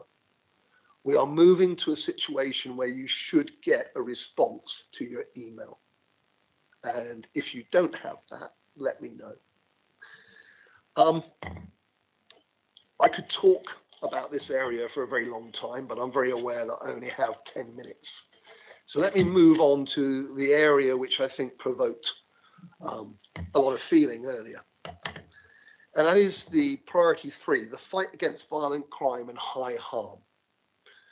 Again, there is a lot in this priority, but I will focus on the addiction part of it. Now, one of the things, the only portfolio I've taken on a national basis, the only one is about addiction and substance misuse. The reason I've taken it is because in Dorset, in Bournemouth, we have one of the towns in the top 10 for opiate and crack cocaine use. This is not something I am prepared to accept. I've been very clear with Dorset Police from day one, we are going to be tough on drugs. But you need more than that. You need tough enforcement. You need effective treatment for those who are addicted. And you need, above all, impactful education and prevention for our young people to stop them getting into this stuff in the first place. You've heard at the moment, we don't have violence creeping down to 10-year-olds. But what we do have is we do have 8-year-olds talking about drug behaviors. And that, again, is something I'm not prepared to stand by and let just happen. If I take the enforcement first, 2 things have changed. One is the fact that for the first time, 5 PCCs across the Southwest have been able to work together and come up with a joint priority. And that joint priority is to make the Southwest a hostile environment for drugs. That's Operation Scorpion. It puts a ring of steel around the Southwest. We've taken 10,000 quid's worth of heroin out of a car on its way down here from Merseyside. In the first 2 iterations across the Southwest, we took over £1 million worth of drugs off the streets. But we also safeguarded over 230 young people and vulnerable people being exploited by these evil drug gangs. Last March, April, we started Operation Viper in Dorset, a specific operation to look at drug dealing in our community and to go through doors and stop it. And that continues every day of the week. So I am very clear. We ain't given up. The war on drugs, people say, is lost. That is complete twaddle. It is won. It is won every time we take out a drug dealer. It is won every time we get somebody in treatment off of drugs. And it is won above all when we stop our young people getting into this stuff in the first place. Now, we mentioned the Combating Drugs Partnership. From Harm to Hope, the 10-year drug strategy from the government was launched a year ago. It is a game changer.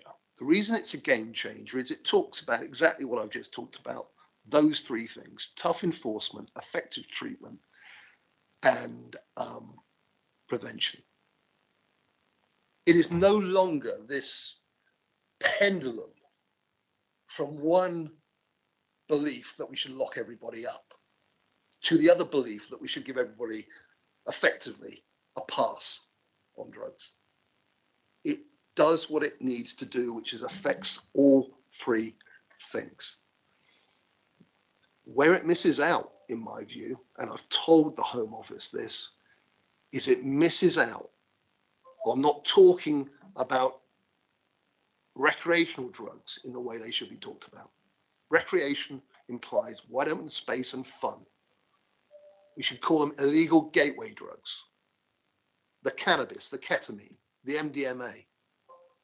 We should call them for what they are because of the immense harm they do to people. The Combating Drug Partnership started in September. It brings together the whole of Dorset. It brings together all partners, brings together public health, local authorities, police, prisons, probation, housing, the DWP for jobs. It brings the whole thing together to structurally affect those three priorities. And that is the work which is going to make the change in Dorset for us. I could go on a lot. I could talk a lot in this area. I'm not going to. I think I've given you probably an overview there of what we're up to. Can I just go on to the next slide, please, Kelly? There is a whole other piece in priority 3 around violence against women and girls, domestic abuse, the DRIVE program, Operation Encompass, which is where schools get a message that a young person has witnessed domestic abuse the day before or the night before, to help them put some wraparound help around it. I could talk about child abuse and the work of Pollitt and how we've resourced that to make certain that we're all on top of that. Rest assured, there is a huge amount of progress in these areas as well. If we go on to number 4. So rural crime, why does that matter? Well, there ain't much hair coursing in Winton, but actually rural crime and rural organised crime actually links up with everything else that we've just been talking about. When I came into office, we had 3 people in the rural crime team. We now have 17, and that will help across areas of not just Dorset, but also the fringe areas of BCP as well. I want to talk a little bit about unauthorised encampments. That's an area which has been of major community concern in BCP. Before the pandemic, the last summer before the pandemic, S61, which is the primary mechanism by which the police can move on an unauthorised encampment in BCP within a couple of days, was used 3 times. Last summer, it was used 40 times. And that's a testament not just to Dorset Police, but also to the local authority and the way that they were able to get this basically much more aligned. So that's been a huge benefit last summer. I'm hoping it's a huge benefit this summer as well. I'm going to talk about something else now, because we've talked about partners. We've talked about local authorities. We've talked about health. We've talked about public health, we've talked about probation and prisons. What we forget is that we have incredible volunteers across Dorset who actually help the police. I'm not just talking about the specials, but I'm also talking about, for example, the watch schemes. Can we go on?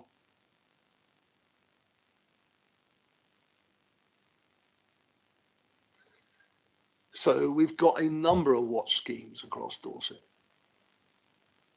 We've got neighbourhood watches. Some people in this room chair neighbourhood watches, and very effectively. We've got hotel watch. We've got speed watch. We're starting to bring in other watches to fill the gaps. So things like country watch, mounted watch, etc. What I'm very clear about is that without those volunteers, this place would be less safe. We know when we look at the academic studies, which the National Police Chiefs Council look at, we know that there's 4 things which make a difference in the neighbourhoods. Closing alleyways, making certain we've got streetlights, CCTV, and guess what? Neighbourhood watches. I am absolutely supportive of them. I gave, I think, nearly £10,000 last year to actually promote a Safer Streets leaflet, which they, booklet, which they have been giving out, and also signs. We know, because I went to launch a neighbourhood watch and they put the signs up 2 weeks before and they'd seen a reduction in ASB. We know that an area that looks guarded, that looks kept safe, actually is more likely to be kept safe. So I wanted to make that point because I think you've got a presentation from the watches later, and it is really, really important that we support them. So that's the 4 priorities, if you like, around cutting crime and ASB in our community. And then there's 2 threads that run throughout it. Priority 5, which is putting victims and communities first. And so this is about hate crime. This is about support for vulnerable people. This is also about the scrutinisation of how the police do their job. So the use of force and stop and search. So all that work goes on. The next slide. I said I'd come back to money. I thought I'd put it into context. We had the highest demand for policing last year. We had the population of Bristol rock up on our beaches. We had the highest 999 calls in a weekend that we've ever had. This demand ain't going away soon. But the other side of the equation, next slide. The other side of the equation is, what have we got? Dorset Police is the 2nd worst funded force in the country from the national funding formula. And I see my job very clearly to keep howling about that to the government. It is not right that those forces who do an incredible job, like ours does, with actually the highest demand in the summer, pretty much of any force, does not get sufficient funding. We don't get a beam for the summer, nothing extra. Now, it's taken 18 months, but in association with my other colleagues, I have managed to get the Home Office, I've spoken to them twice face to face online, and made the case about 2 things. One is seasonality. So give us the money we need to police the summer, or give us the police officers, send them down from London with the tourists. And the second thing is sparsity. We've got a rural county, three quarters of it. It obviously costs more to get across the county to get to where they need to.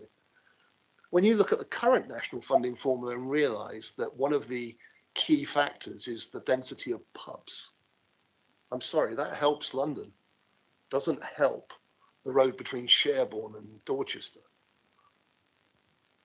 So I see my job to lobby as hard as I can in order to address that disparity. But that's got a secondary function, which is the precept. West Midlands raises 20% of their money from the precept. I need to raise 50% because of exactly what I've just spoken about.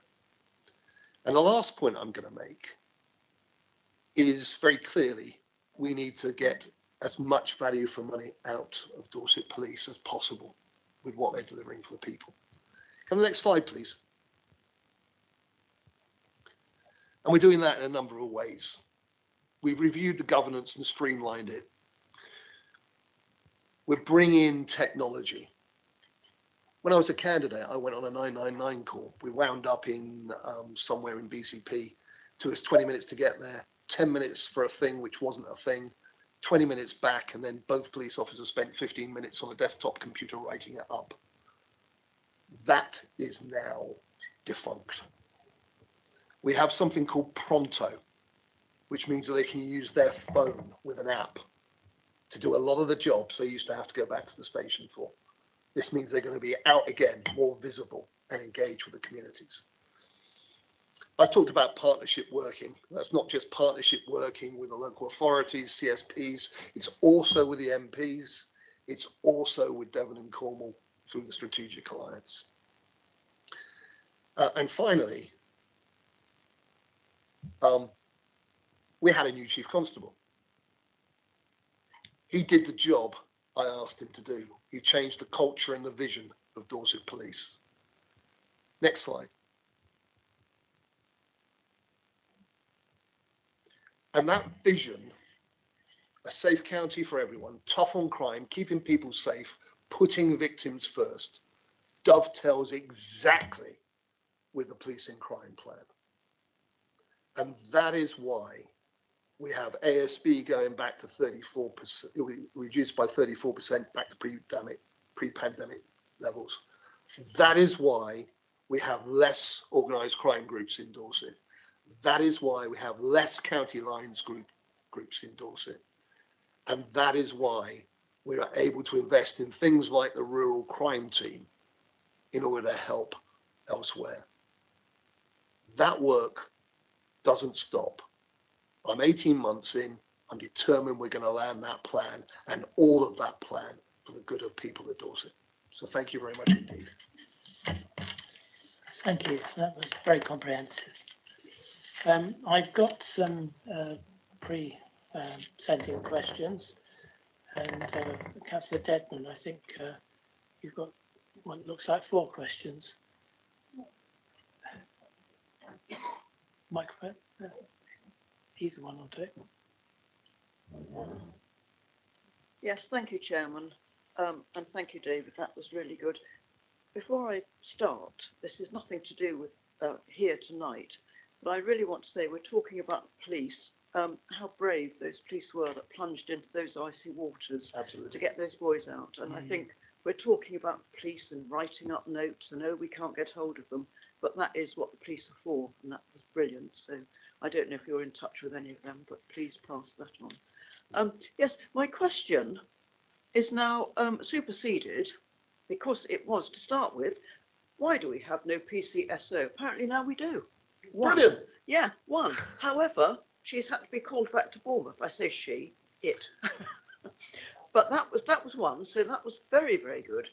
This is something specifically to Christchurch. The second thing was that we've got an underpass in Christchurch which goes under the so-called bypass. Yep.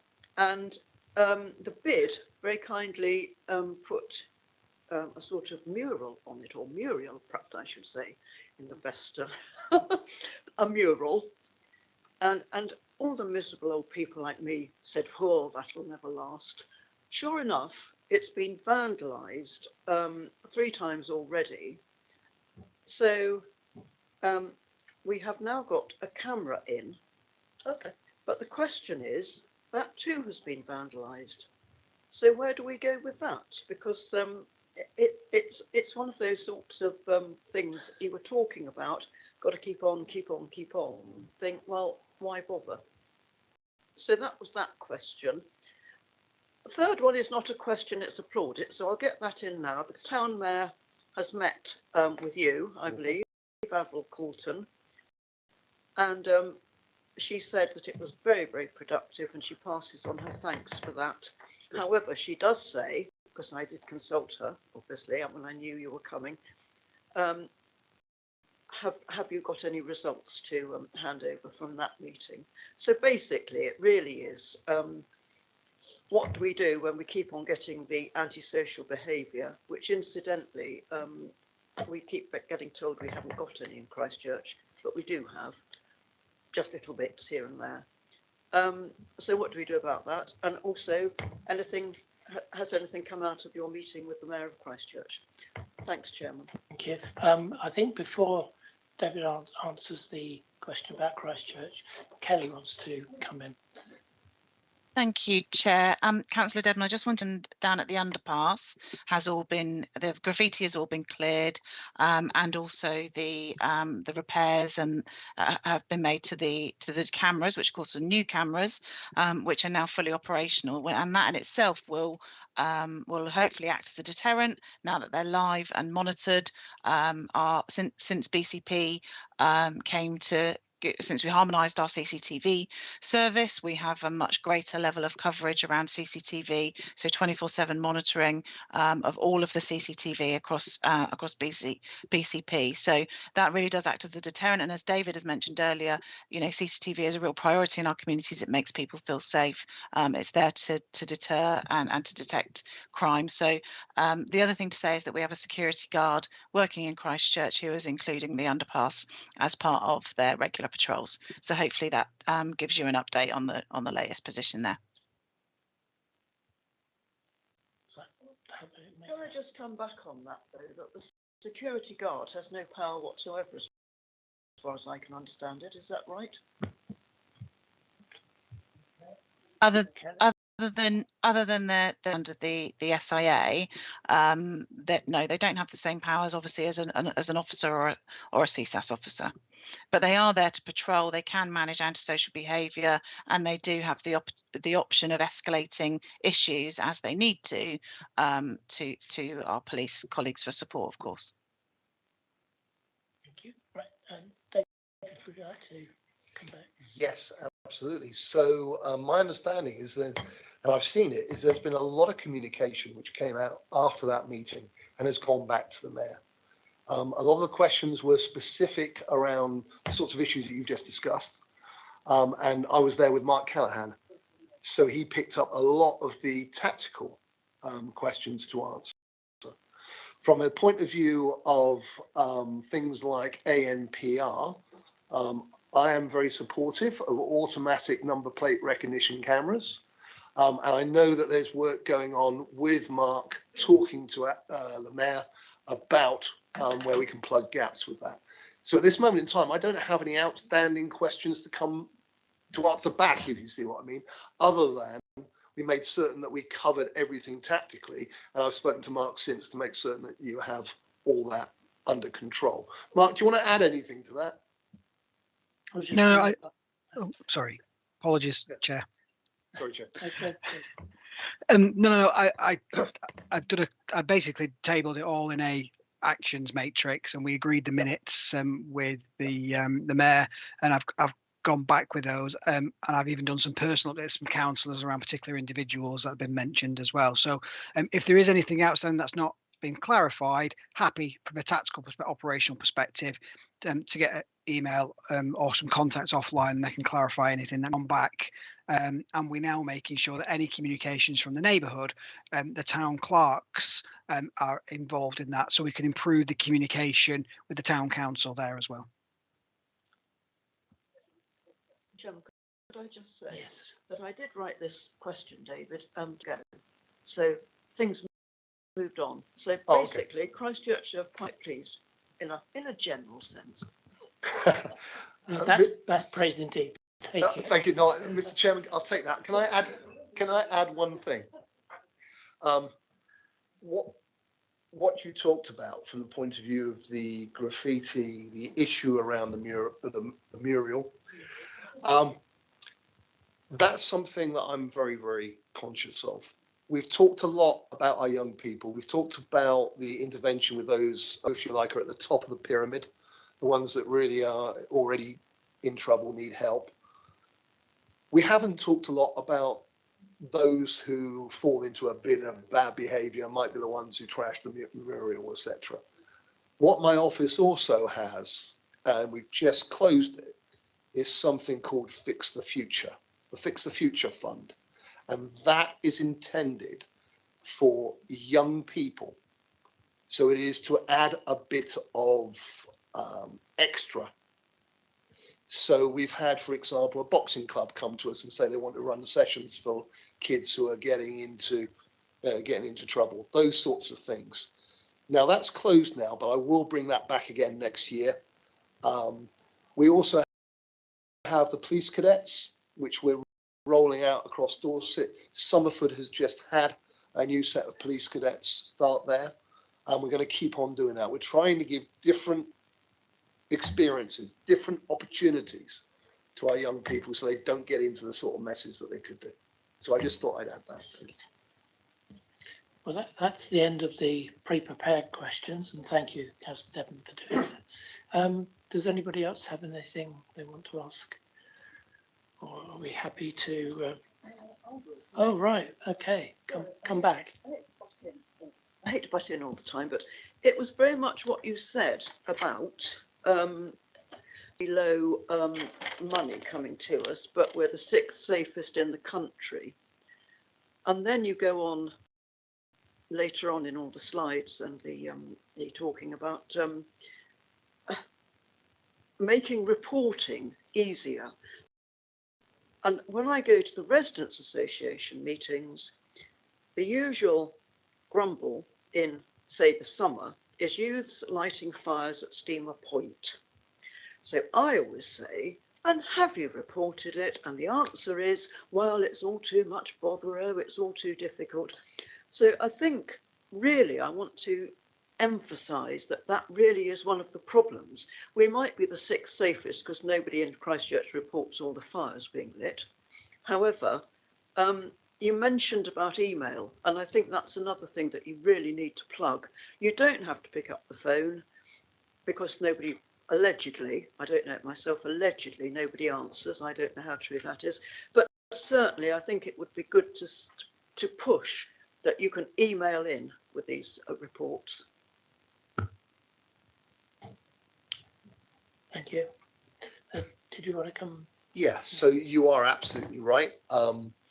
That's why I actually bring it to the table at every meeting. It is the oil tanker that needs to turn. But I want everybody to go out there and say, in the first instance, email, because then that leaves that phone for those people who can't email or don't have that facility. The point about Steamer Point, yes, please report. One of the things that we find is people will chatter on social media, but they don't actually report. They think everybody else has done it. And not being funny, the police only know what they know, and they won't monitor social media. They ain't got time. Okay, thank you. Thank you. Everybody content? Well, I'd like to thank David very much indeed for his contribution this evening, and look forward to the next one. Thank you. I think this might be a good opportunity to take a very short comfort break. Yeah, run round the block and get warm. If we can come back together at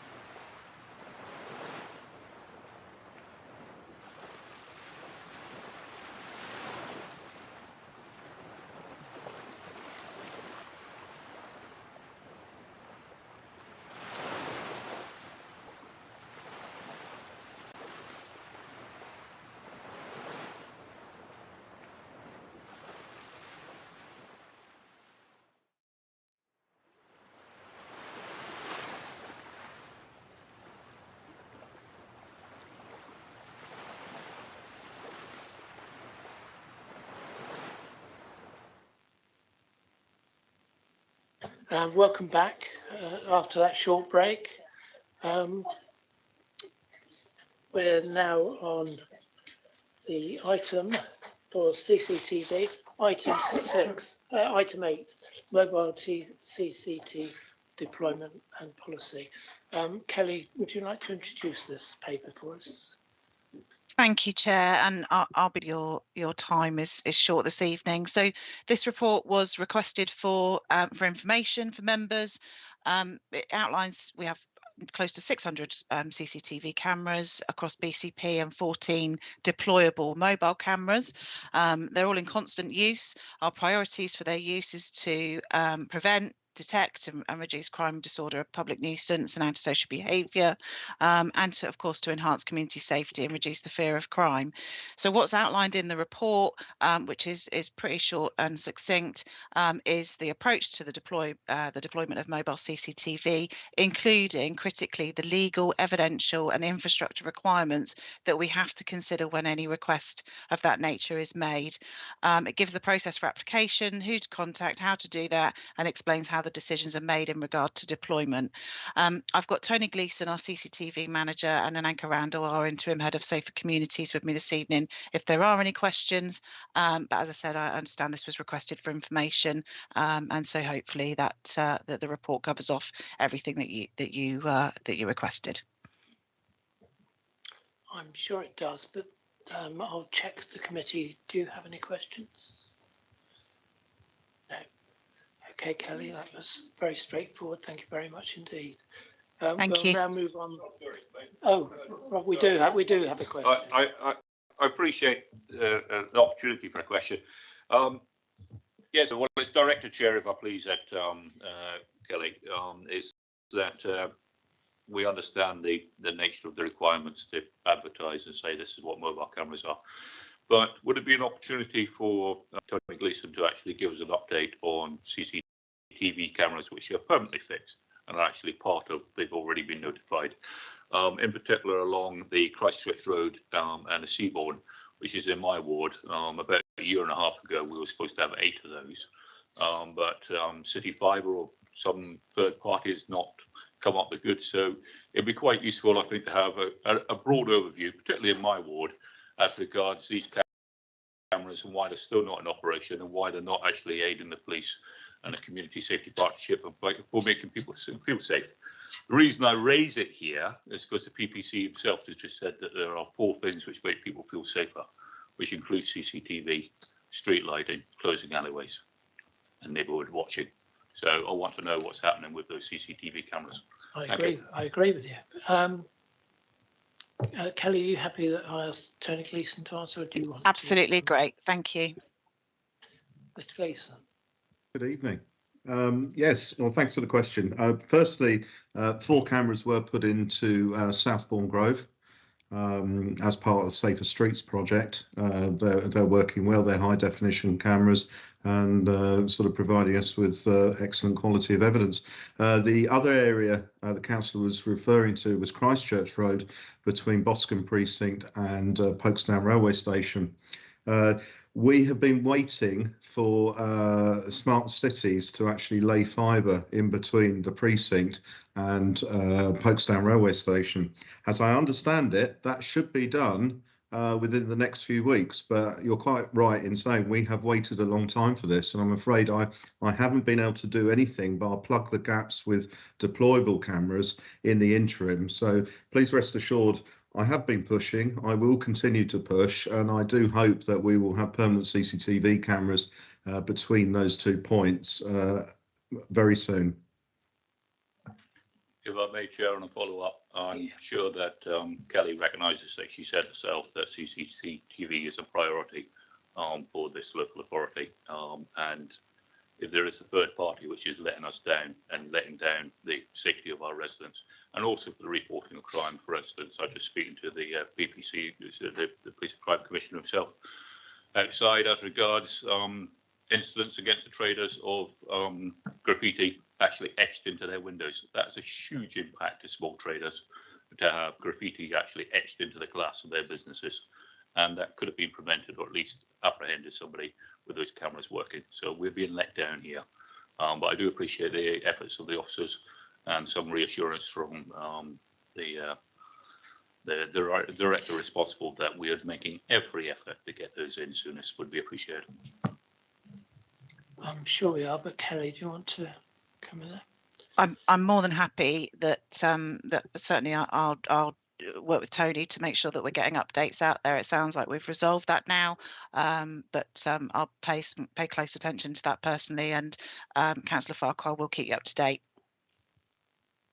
Thank you. Thank you. Councillor Hinker. Yeah, thank you.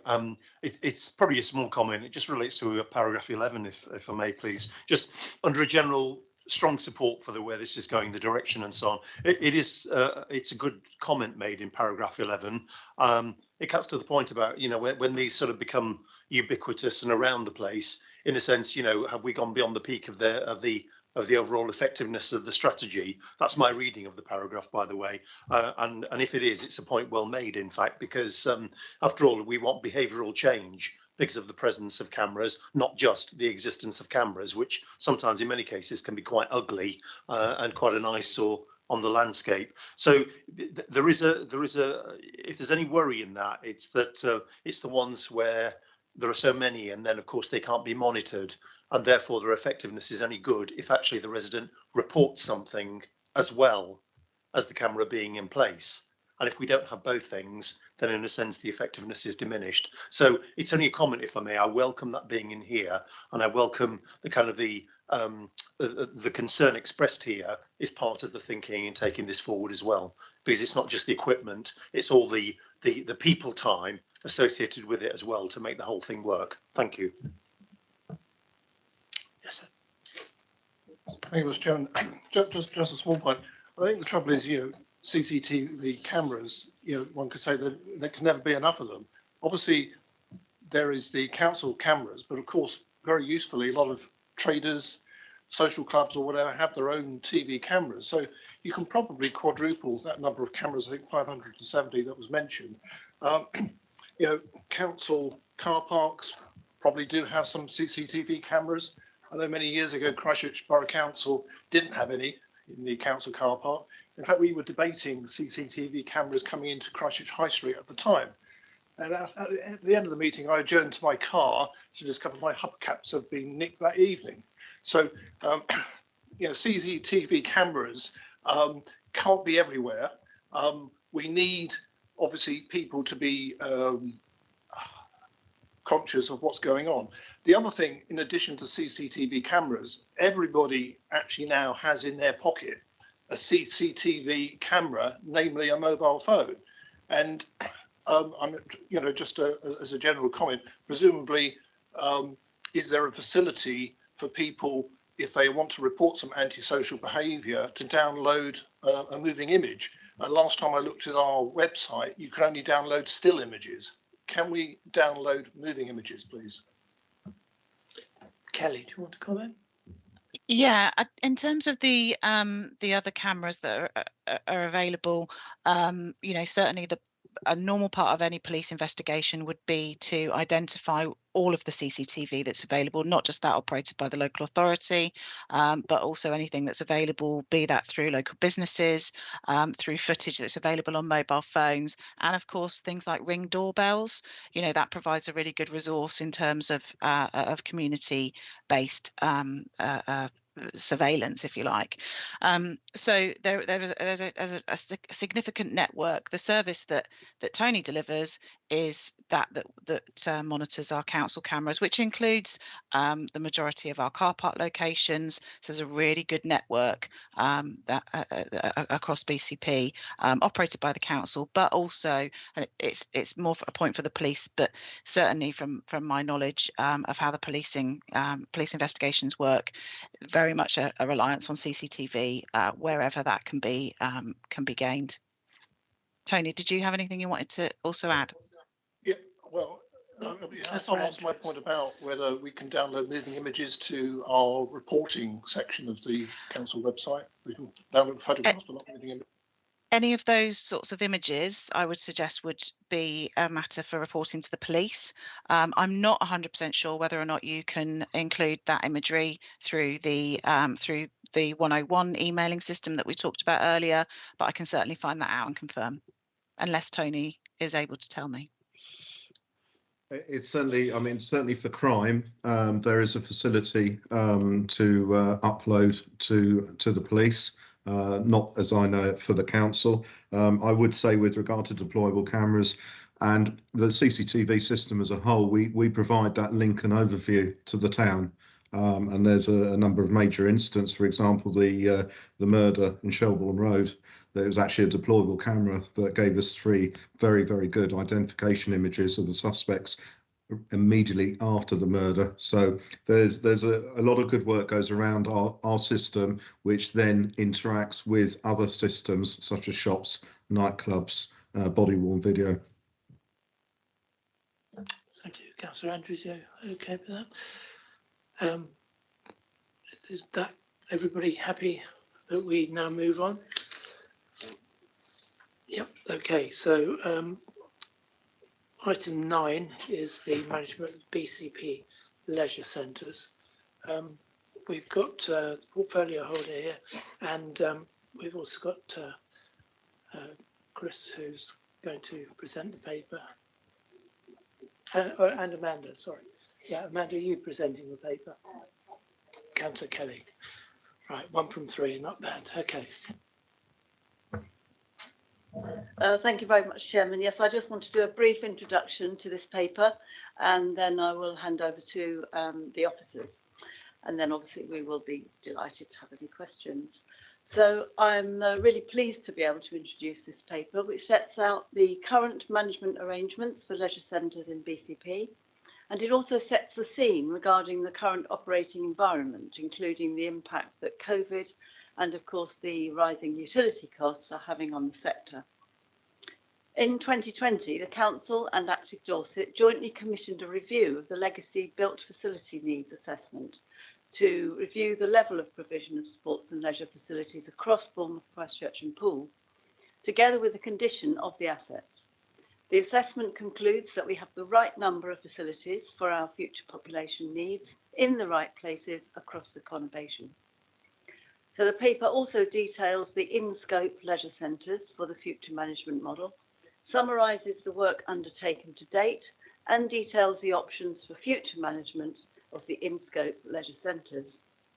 So the facilities identified in the paper as in-scope are the Rossmore Leisure Centre, the Ashdown Leisure Centre and the Dolphin Leisure Centre, all of those in Poole area. The Two Rivers Meet Leisure Centre in the Christchurch area, which is actually an award-winning leisure centre, and I'm sure that's mentioned in the paper, and the Bournemouth Indoor Bowls Club in Kings Park. We hope that by bringing this paper to the ONS this evening, we can facilitate discussion to help shape the next steps. So as mentioned before, we've got Chris Saunders, the Director of Destination and Culture, along with Amanda Barry, Head of Leisure, in the room. And there's Dan Stone, who's the Leisure Commissioning Manager, on the Teams link, so we can respond to any questions that members may have. Thank you very much, Chairman. Members, I think it's over to you. Yes, Councillor Butler. Thank you, Chair. A really good, thorough piece of work, this. And it's certainly, I don't hold in that the analysis is going in, and we wait to see what the eventual decision is going to be. There is one area that I would like to raise as a query, and that is the premise that we do have all the facilities we need in the appropriate places. If anybody can cast it back to minds back to 2007, we actually had a Liberal Democrat council in Bournemouth, and they had decided to provide an additional 3rd facility in North Bournemouth for swimming, because it was considered that there were insufficient facilities in that area. At the time, there was a Rocco swimming pool, and now is the Pelham Sports Centre. There was also the swimming pool on Kingston Road. The decision was to go ahead with another facility adjacent to Kingsley School in East Howe.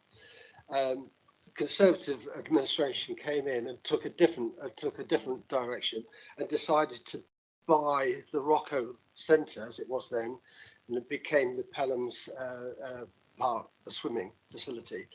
Subsequent to that, a year or two later, the Kinton Road swimming pool was demolished.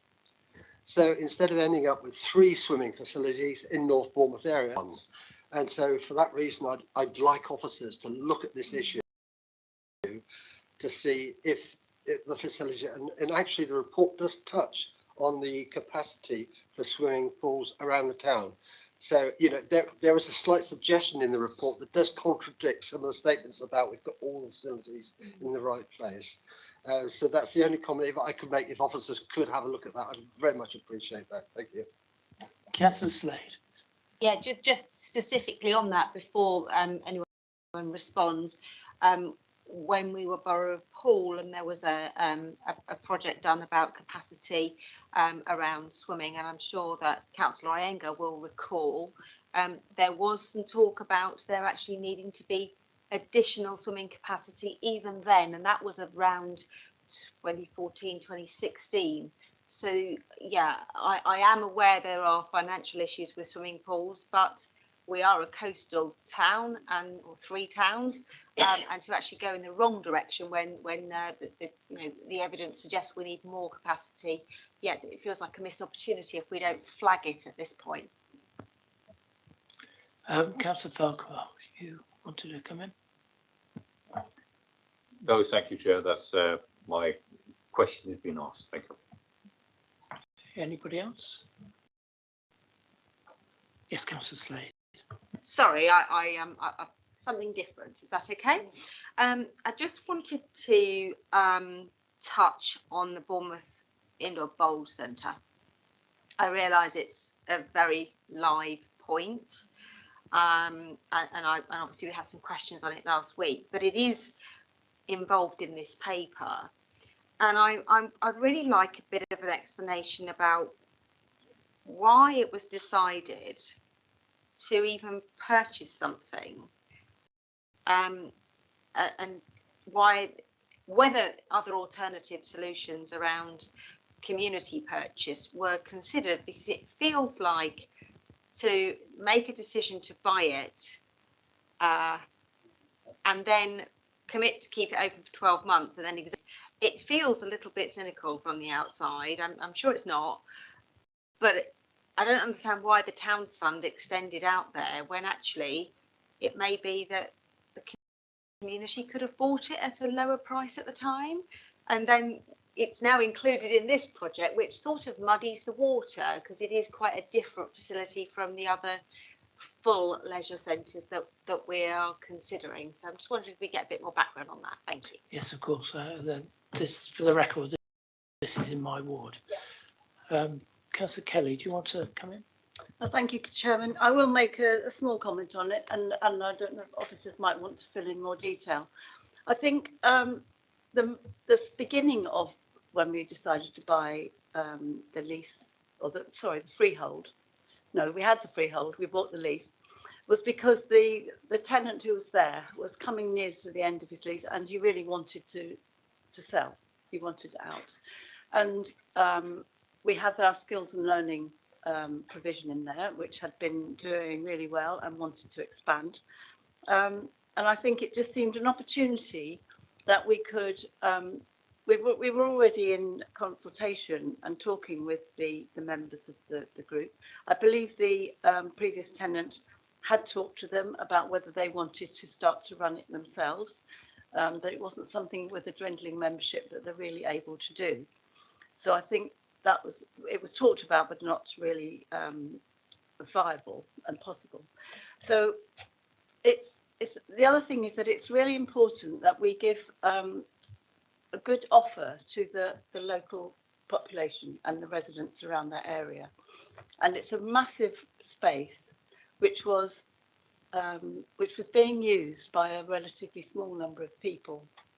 And whilst they are important and we want to talk, we have been speaking with them, trying to discuss lots of options, we need to really be able to make an offer that brings in a far bigger demographic from the local area. So that's why we're going out to tender later on. We're doing this investigation now, and we'll go out to tender later on to see what other opportunities might be possible in that space. But I think possibly you could say more about the history of it. Chris? I'm not sure I can add an awful lot more to what Councillor Kelly just said, but just a slightly, it's also the buildings on the on the land that's governed by the Gov5 Parks Act as well. So it's also governed by that act. So it makes it slightly more complicated regarding what its future use is going to be. It has to be something to do with in relation with the park as part of that act. Quite right, we see that as a sort of a leisure facility for the wider for the wider population going forward. And I can assure Councillor Slade that it definitely isn't a cynical move to close it within the 12 months. It was really the sort of rising utility costs that have forced their hand really there. Yeah, I could add to that really. I took over as portfolio holder with responsibility for sport and parks in 2012, I think it was, and this was an issue back then. It's not new; it was renewed. But I don't think anything's a done deal at this point, from what I understand as the ward councillor. But we're going to have to wait and see. I've got two hands up, so we'll go to Councillor Farquhar first. Well, I mean, there's an ideal opportunity here, Chair, for overview and scrutiny to do precisely that, to have this overview. It's really concerning for the members, and the members are spread widely across the conurbation. It isn't just a local offering. People that play balls, both in the leagues, etc., use facilities during the winter. I've had numerous letters, as I'm sure you have as a ward member, from members that for the community feel, for the bridge clubs, for the whist, for the the other activities that go around, even as a warm space and somewhere to gather and meet friends. A lot of the demographic at the moment are really concerned that they're going to be overlooked with whatever offering comes from the external consultants to say, hey, here is the leisure facility to land on Boscombe. This is what you need. The club is used by people that actually need the leisure facility at the moment. What we'd like, I think, is some reassurance that the facility itself is, as I think it was talked about under the 5-part scheme, it is set aside specifically for leisure. It is specifically set aside, and the demographic of the people that use it are the demographic that like the balls, because it's physical exercise, it's company and so on. No reassurance. It's been a closed shop as regards everything is in scope, but there's been no reassurance to say that the continuation of an indoor facility, even though it might not be exclusive use for the ground floor, it's just not there. We're not seeing it come forward, and it's causing a great deal of disquiet amongst, quite frankly, a demographic that really needs this facility. The other facilities mentioned in the paper, yes, they offer a wider, a wider scope of activities that may well be, outside of the interest or ability of the demographic that's there, particularly the social side of things. I myself personally, yeah, it'd be great to see, Zumba clubs and, keep fit, mindfulness, all in an indoor facility, even though we're surrounded by parks there. But we must not overlook the demographic that actually come to rely on that as a central point of, in some cases, their only activity to get out and about. And I would like to hear from this administration and from the portfolio concerned that they're paying the due consideration and respect to the disquiet that's been caused to this membership. And we've heard in full council that councillors from around the conurbation have received emails showing that disquiet, because people come from all around the conurbation, as far away as Northbourne, to come down and use that facilities there. And just to say everything's in scope, it's all up for grabs, This doesn't reassure them in any way, shape or form. They don't think that they're actually being represented or heard. Thank you, Chair. They're being heard and represented, but our job this evening is to advise and recommend various options for the building. And I'm sure the officers are taking note of what everybody's saying. I mean, I'd like to see the building used for a number of different things too. I'd also like the bowls to continue there, but we're all subject to money constraints at the moment. I don't think money's the constraint in this particular case, but time will tell. Councillor Kelly, you want to come back in? Thank you. You're absolutely right, Chairman, that viability is important. We can't continue to run something at a loss, which is part of the reason why we have paused to see what the options are going forward.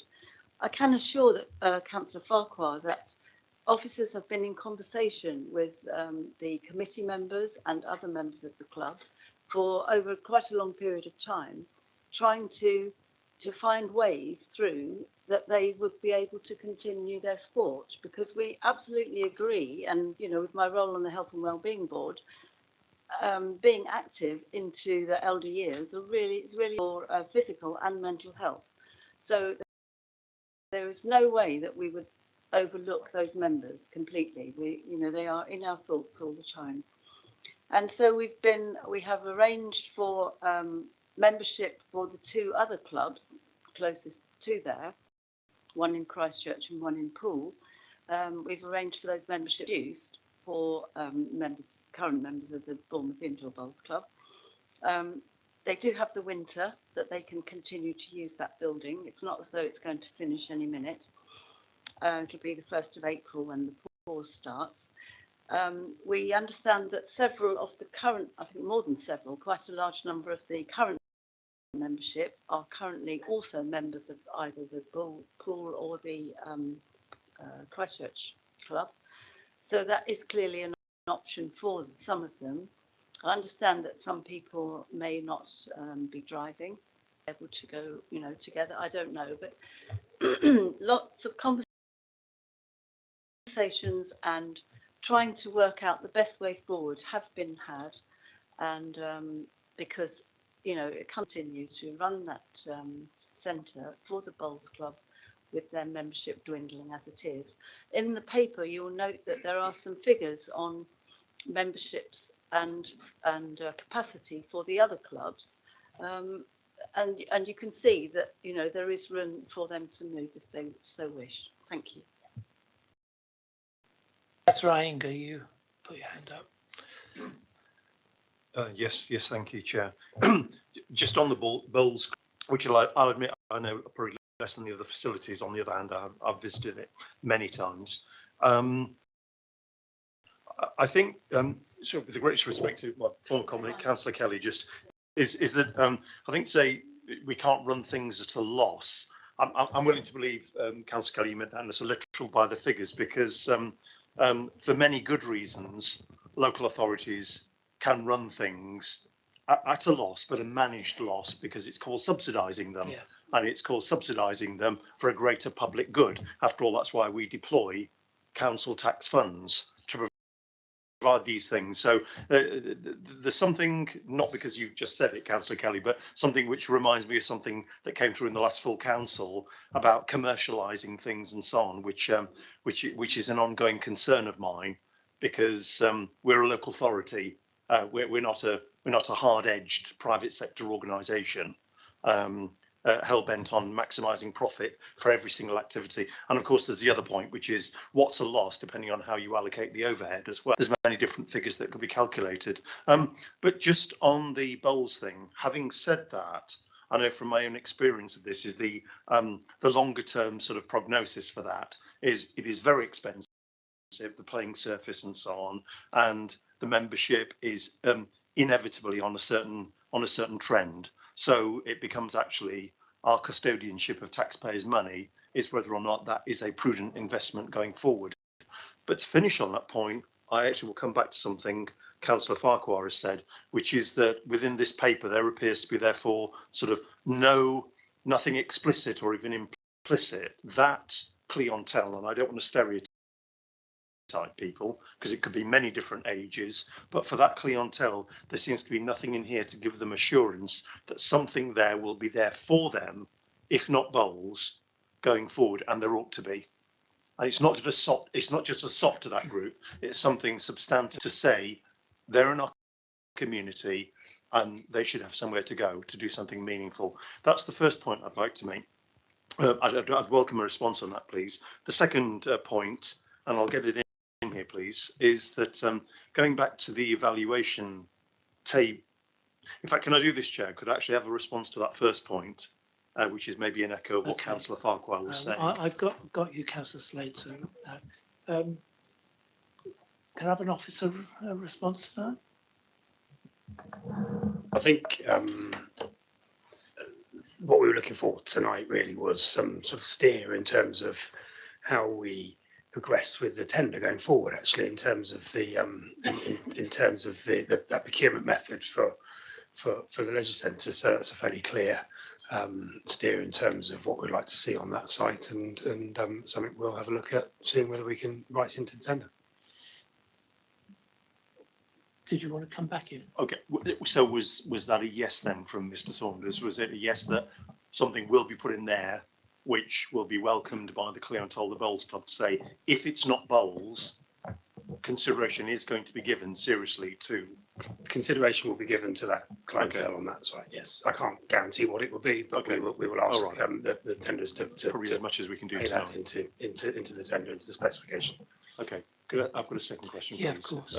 Yeah, just going back to the main table, the Max Associates evaluation matrix, and just going by the scores. First thing is, I'm not here to unpick the whole thing because we can't do that at this point tonight, and I'm sure they've done this before. I did run down the left-hand column. It does appear to me there's some overlap between those headings there, so it seems that something that scores high in one heading will also score high in another heading as well. Whereas, of course, what we'd need is for those headings to be distinct. Yes, so there's no overlap. Okay, so we're doing the evaluation properly. And therefore what you get, of course, is when you get down to comparing the in-house and the external contractor, some very stark sort of 1 versus 5 on revenue implications, value for money, and there was one other one as well, a 1 to 4, risk and sustainability. Here's my question, is that this has got to be a sort of holistic kind of evaluation. And when I see 1 versus implications, I wonder that a very short-term view is being taken there on that sort of thing. I think the way I've expressed it to Mr. Saunders, in the past, when as PFH, is that when we're comparing things like putting it out to an external contractor versus staying in-house, the evaluations have got to be a multi-year one, possibly over 10 to 20 years even, when we're thinking of issues like who's going to make sure that the major maintenance done properly is being anticipated properly, so we're not dealing with emergencies as and when they arise.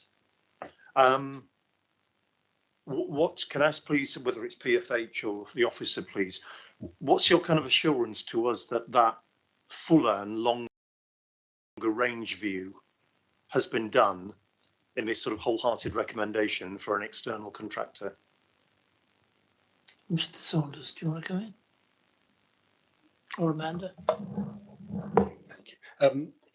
Yeah, I mean, I take the point regarding the table, and in the full report, there's a bit more detail around how the particularly the financial analysis is played out over the period. In terms of the maintenance, and that's something we've talked about at length over the years, isn't it? And a concern we share actually, and again, that's something that we'll be looking to really strengthen within the contract to make sure that we are taking that into account. I think you go back to the built facilities piece of work that's showing up that we talked about just now. That definitely is saying that there's an underinvestment in leisure facilities across the area, and they're starting to look a little bit sparse in places, and they need some money spent on them. And that plays to what Councillor Igus will be looking to make sure is in that contract. Councillor Slade, are you finished? Sorry. May I just come back, and I will be quick. Sorry, it's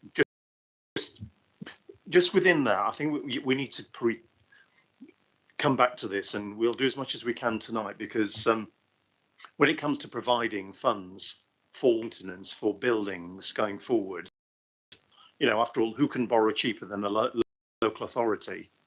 And I would wonder, I know it's higher than it was, but then on the other hand, a private sector provider, their cost of borrowing will be considerably higher right now.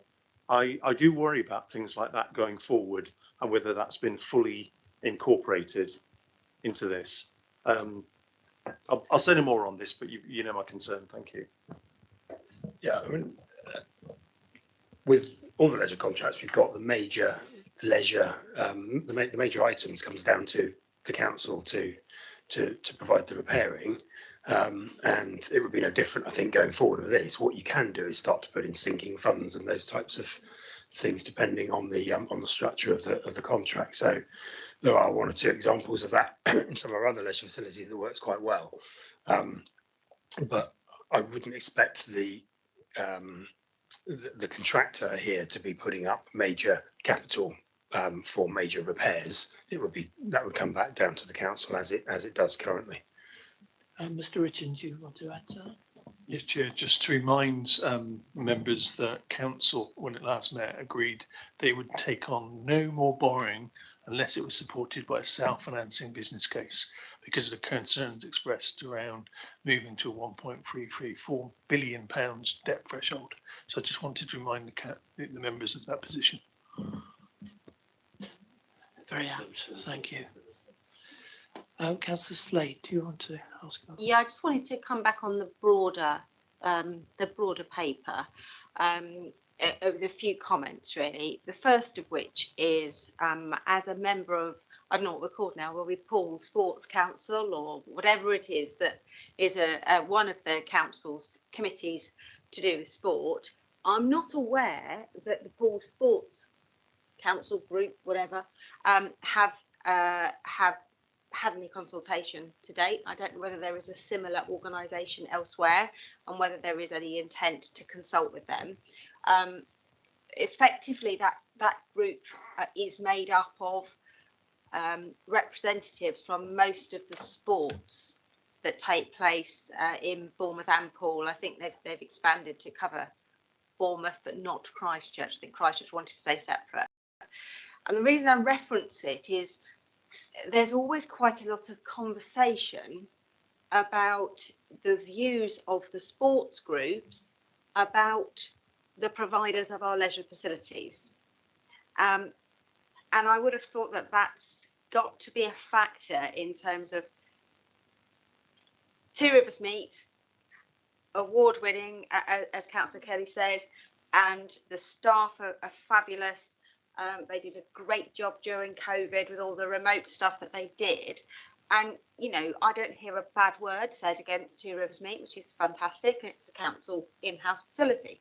I don't always hear the same level of praise and excitement about some of the other providers in the local area. And I think there has to be an element of, if we're going to do this and we're going to contract for our services for the next X number of years, this is a once in a generation opportunity, because the next chance won't be until BH Live contract ends. We need to get it right, and it shouldn't just be about the cost. It should be about what's going to get people and sports clubs to do more activity, because the figures in here about our levels of activity are damning, actually, for us to live in such a wonderful place where you'd think activity would be good, and to have worse levels of activity than other parts of the country is quite surprising. So my plea in this is, this shouldn't just be about the numbers. This should be about what gets people active. Also make a bit of a plea around girls. We've obviously had park stuff going on with Make Space for Girls. We know that girls, are not as active as they could be. They need different things that are perhaps sometimes under considered. It's not all about dancing. And I think we underestimate what they need. And going back to our older population, tag active sounds great, but you know, my family have been to the Ninja Warrior thing in Southampton. A great thing you do as a one-off, and I worry that some of the stuff that's being suggested is a bit niche, not something that people are going to go and do 2 or 3 times a week, build up their fitness, their activity, and things like that. So, you know, I would rather we didn't go chasing the latest craze, and actually we chased long-term sustainable sport, and that should be what underpins this proposal, in my view. Can I ask, Mr. Saunders, are you consulting with Active Dorset, for instance? And if so, who else? The built facilities strategy is a joint document actually with Active Dorset. Obviously, the how we manage the leisure centres is a matter for the council, but you know, the point of bringing this tonight ahead of cabinet was to try and get some steer into those into the sorts of things that Councillor Slade has just said, to try and enable us to write a cabinet report and to try and enable us to write a future specification along those lines and get members' thoughts. So we haven't spoken to Sports Council as far as I'm aware yet, and Active Dorset the same, but Active Dorset is certainly aware of that direction of travel. But that's the sort of next steps to try and make sure that we flesh that out in terms of that specification. I beg your pardon. It's freezing. My brain's gone. I just look. Councillor Deadman. I'm much less scary than Councillor Phipps, I'll have you know. Neither one of you is. Yes, Yes, sorry, neither one of you is sorry, scary. Councillor Phipps. Councillor Deadman. Thank you. Thank you, Councillor. Yeah. I was just going to say, rather despondently, that on page 210, which I'm sure everybody has got to on this report, it extols the virtues of Two Rivers Meet. Oh no, I don't think so. It extols the virtues. I don't think that's. I'm just saying that the report that we had extols the virtues of Two Rivers Meet against. I don't know what the other leisure centres are like, but it also mentions in the same sort of breath the bowls centre, and there is a bowls centre at Two Rivers Meet, but it's miles away from Northbourne, isn't it? Where the other one is. Kings Park. I mean, to me, it's a long way. And I don't see that it's relevant to say that there's, you know, that these two things are juxtaposed, because they're not. If you want to reduce travelling to the bowls centre, I don't think that saying Two Rivers Meet, there's one round the back. That doesn't sound. It isn't really close enough to say it would be handy to go there if you don't go to the other one. So I think that needs to be said. Yeah, I'm personally not going to defend or otherwise, but I saw in the paper today, for instance, the bowls at Iford are looking to close down because there's no membership. Now that's the nearest. In fact, Christchurch then will be the nearest. Yeah. It's nearer to Iford, but it isn't nearer to the other indoor bowls centre. Won't argue the geography. Mr. Saunders, is there anything else you? Yeah. Yes, Chair. I think it's we've had a fairly repeated more than once that Mr. Saunders is looking for a steer from this committee. So I'm bordering on a recommendation at the moment, but we've seen that fact that the demographic that uses the indoor bowls and actually who it serves for the levels, etc.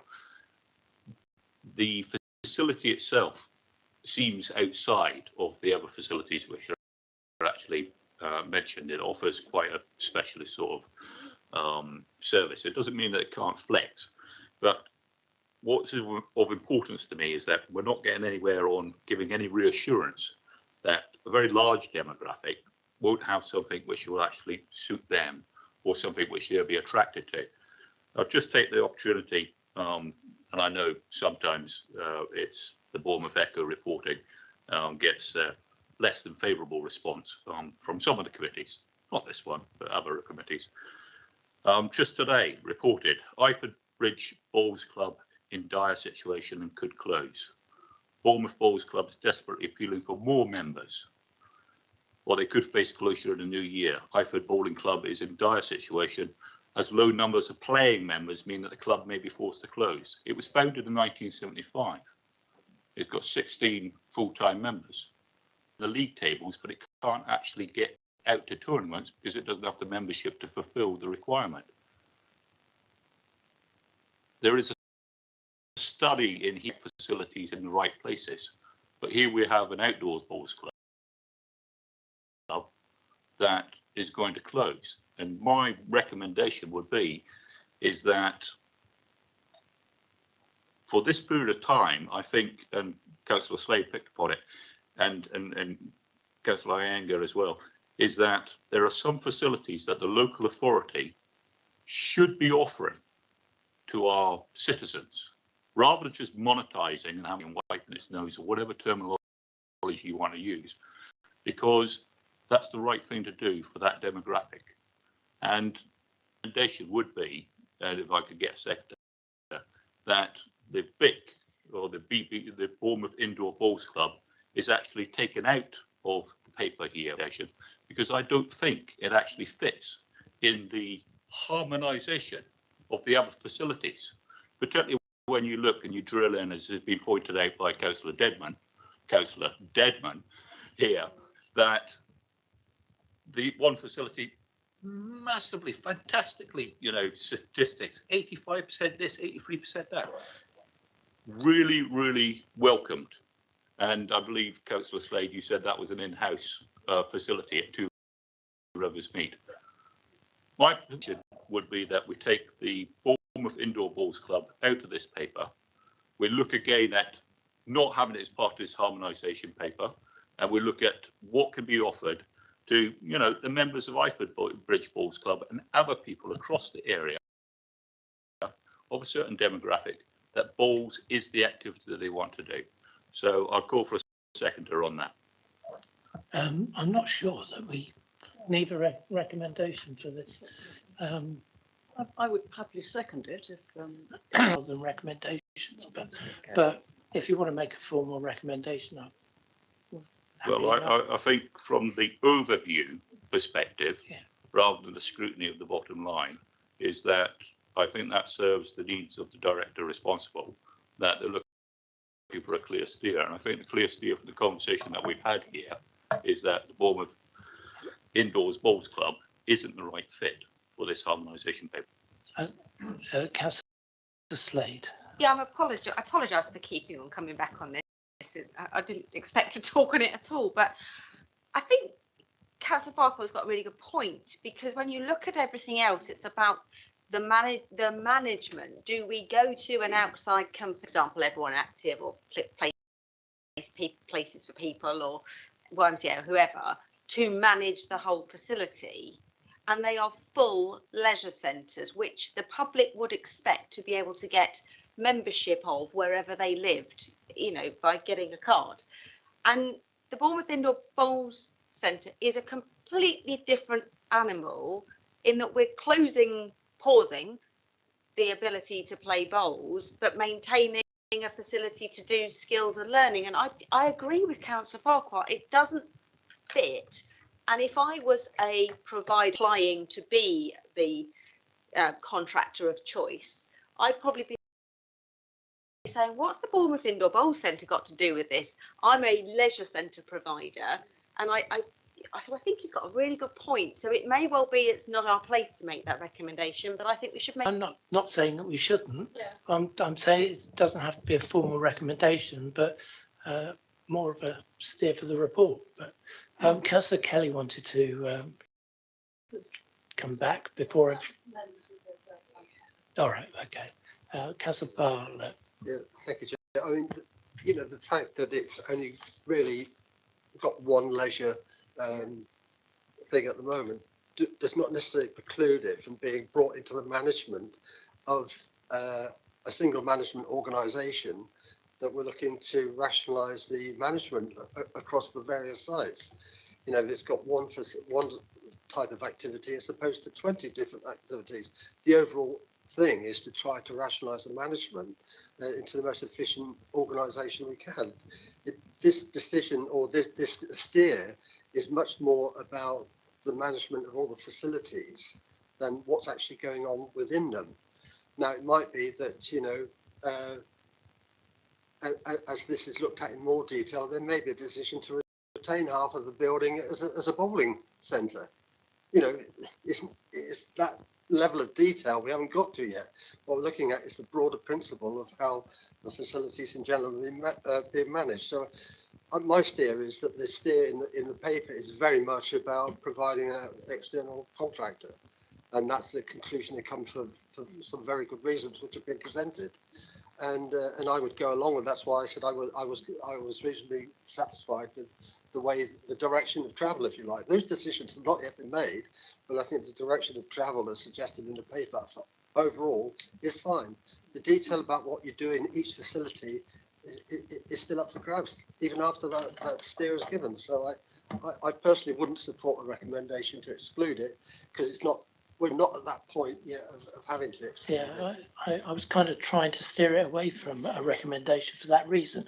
As a ward councillor, and one of the two ward councillors for Kings Park, I'm very grateful for the various sports facilities that we offer in Kings Park. Everything from the athletic stadium to the outdoor bowls to the indoor bowls, and not forgetting the football. Both professional and amateur. So there is quite a wide selection of stuff that happens in Kings Park. You could almost have a paper on Kings Park alone. But I think for the purposes of your appraisal of the situation, Councillor Bartlett is spot on. But that's just my opinion. Councillor Iyengar. I found myself agreeing with the need, the concern that's been expressed about the Bournemouth Bowls Club, but not the precise proposal that's been made. I personally think it's a step too far. But on the other hand, I think what it does mean is if this does go down the route of the external provider, I think this discussion provides the sort of the impetus for that provider to give special attention to the Bournemouth Bowls Club to make sure the needs here, and I'm sure in other places, are explicitly addressed. I do worry if it's taken out of this arrangement that it will sort of just falter and just be left on one side. That's my worry. I think by keeping it in the paper, we're keeping it in people's minds. If you take it away, they'll forget it. But there we are. Councillor Farquhar, did you want to proceed with? I do think, based upon the debate, and I'm aware that Councillor Kelly is a portfolio holder, wants some input, but then again, the portfolio holder is part of the cabinet, and this recommendation, which I think is the only thing which an ONS can actually do, is a recommendation for what the board's view is following the debate, is that we've not had, and I take Councillor Bartlett's point entirely, yes, great, but we've had no reassurance that the facility, and Councillor Iyengar's point, that the facility for indoor bowls, one in Bournemouth, one in Poole, one in Christchurch, to fulfil the needs for the geography for a demographic that generally will be on the bus or might be doubling up, etc. We are putting it up for grabs, terminology which is being used in this debate and elsewhere, for an external provider as opposed to an internal provider with no guarantees, to Councillor Iyengar's point, is that they'll pay any attention to the steer that an indoor facility for bowling is available. So I would like to proceed with a recommendation, and I think the easiest way to resolve it, Chair, is just put it to the vote. Yeah, I'd like the final word, if I may, before we vote, and that is, as the ward councillor, I won't be voting, but I am supportive of a bowling facility in Kings Park. So we'll put it to the vote, if we may. All those in favour, please. Chairman, can I just clarify that the BC be taken out of the scope of the report, as it does not fit with the other facilities included as options in the report. That's near enough. So all those in favour? That's 1, 2, 3, 4. Those against? 1, 2, 3, 4. And I'm abstaining. That puts us in a very difficult position. It does. I suppose I could have used my casting vote, hadn't I? Might I make a suggestion? Because we wouldn't want to put yourself, Chair, in the difficult position of having a casting vote when you've already, you know, quite rightly excluded yourself.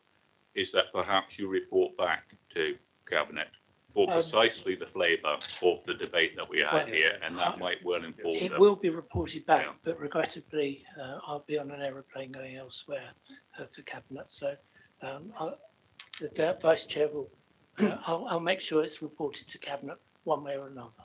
The plane is going. Yeah, Thank you very much, Chair. Thank you. Councillor Dedmond. Could I just come back with one more thing, which Please is come back as many things well, as you want. thank you very much. Going back to the in-house management versus the not contracted out. You've got my problem. Yes, contracted out management. I just want to stress again, and I know that this report will go ahead, whatever I say. Two Rivers Meet has managed for years and years and years being in-house, but differently in-house. In other words, East Dorset and then Christchurch Borough. And I don't want to sit here, I mean, God willing, and the creek don't rise and we get voted back in. But I think it will be very sad if it deteriorates. And I also want to reiterate Councillor Iyengar's point that it isn't so much about the costs. Two Rivers Meet didn't do very well at the beginning because it got a lot of staffing problems, overstaffing. We are trying to provide services, and this goes again to what Councillor Farquhar is saying about we're supposed to provide what people want, not what is cost effective. And I think I just want that, not minuted, whatever it is, but just heard, really. Councillor Iyengar. Well, actually, I think this could be basis, please, of another recommendation, just so the point is not lost. And I'm just wondering what it's literally right on the end of what you were saying, Councillor Dedmond. Because there is something that, again, that's come up in the debate about this paper, maybe for good reason, is almost, it's a paper that's come out, it's sort of seized by the here and now about the financial predicament of the council. That is how it comes across. With respect, Chris, that's how it comes across. Okay. And what has been said in tonight is that this is a decision we're making and it won't be revisited again for probably 30 years, wherever the so on and so forth, or 20 years even. We know, for instance, there's 25 more years of the BH Live contract to go, for instance. 12, excuse me, I'm sorry, pardon me. There's 12 more years. So we're making at least a decade or 2 decades of decision here, and we shouldn't do it just gripped by the current financial constraints the council is in. So there's something here, help me everybody, which is a recommend. I'll give way to Councillor Bartlett. I think what we're saying is that the reason we have these facilities is to promote the health and well-being of our residents, and that is the whole reason for it. And it's not just about the money, definitely isn't about the money here. Our facilities in the most cost-effective way that we can, most efficient way. And if you think about it, the more efficient you are with the way you manage it, the better you should be able to provide those services that promote health and well-being. And so for me, it's a given that you have, you know, certain parameters. For example, you know, one of the matrix could be that we will have to have an indoor bowl facility somewhere. That could be one of the requirements on the contractor. It could be that we need so many swimming pools and they must be in these various locations. You know, the whole raft of issues, the number of muggers and the number of football pitches and all the rest of it, and the KPIs could be linked to the health of our residents. you know, and all those sorts of things. They will all form part, I'm sure, of what the contracts that we would place on whoever does this, if it's done externally at all. And I think that's the next stage of it. I think it goes without saying. I think this is just looking for a steer from us about what the financial approach would be in order for us to fulfil the basics in terms of promotion of health and well-being. So I'm not sure that we do at this point need to put that flag down. I think it's a given. Unless you wanted to just, you know, make the point that this isn't about money, it is about having the best providing facilities. a good service. Yeah, you know, and you know, I guess you could make a recommendation on that basis, but I'm not sure actually that we need to. Mr. Saunders, do you think you've got enough there to go away? I think what's quite evident is there's a good level of passion for the for the facilities in there, and that's really, you know, that's really fabulous to hear that actually, you know, that whilst the finances are really important and we all understand that, but actually the health outcomes are equally as important, is really important as well. So we'll go away and prepare a sort of specification along those lines, and in due course, I'm sure members will get an update of that at some stage. I think we're looking to tender sometime later in 2023. So it will. I'm sure there'll be another opportunity at some stage. But that's really good. Thank you. Councillor Kelly, it strikes me you're going to be at Cabinet on Wednesday. Would you be kind enough to convey some of the thinking when you report on the paper? Oh, January, right, okay. In which case, Councillor Farquhar, the recommendation you've given, it's actually not going to Cabinet till January, so I will be able to take it to Cabinet.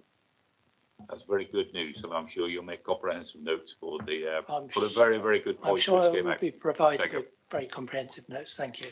Chairman, just to confirm that that move wasn't carried, it wasn't lost either. It's just almost in abeyance because it was a tied vote, which you obviously can report. Yeah, the thoughts of the meeting will go to the Cabinet. Thank you.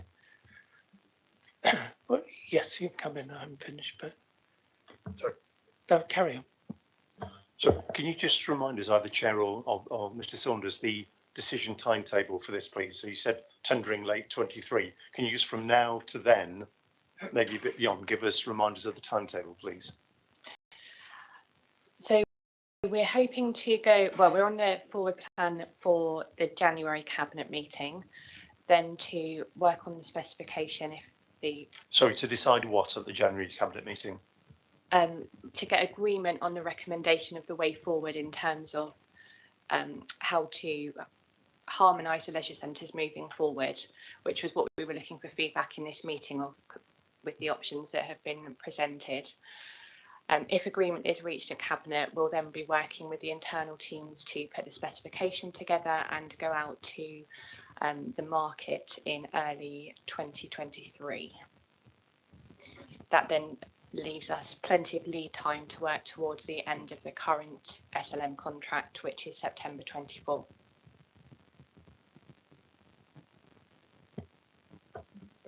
I'm just thinking, so then the Cabinet paper, it may just be adjusted slightly before it goes to January's Cabinet.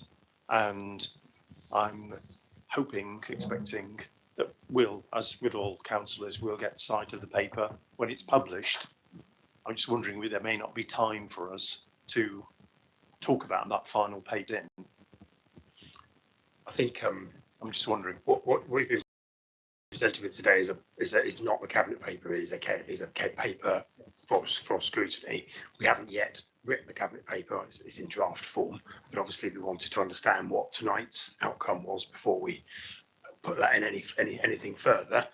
We'll incorporate the thoughts of tonight in that Cabinet paper and take that through to Cabinet in January as has been outlined. And I think there probably would be a Cabinet decision, a further Cabinet decision somewhere down the line whenever the successful contractor is appointed, or to appoint the successful contractor because of the value. So that would be sometime late 2023, I would expect. I'm just trying to see whether this committee will have the opportunity, formally or informally, to see that cabinet paper, to see to what extent this discussion has made its way into that paper before the January cabinet decision is taken. I think that's unlikely. I think that was given the timeline, the deadlines we've got to produce the report. I think it would be a cabinet paper that you'd see when they were made public.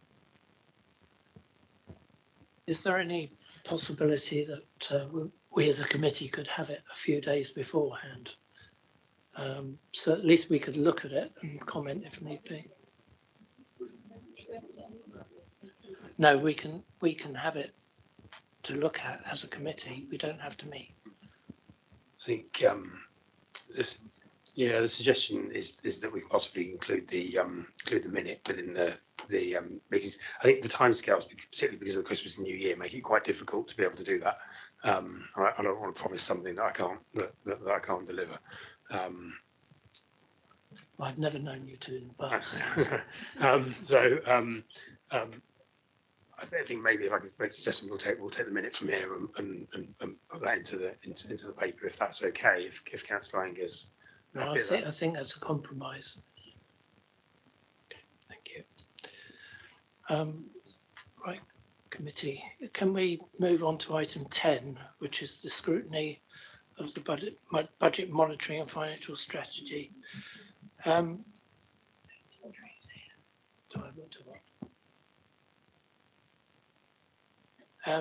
Mr. Richards, I understand you're presenting paper for us.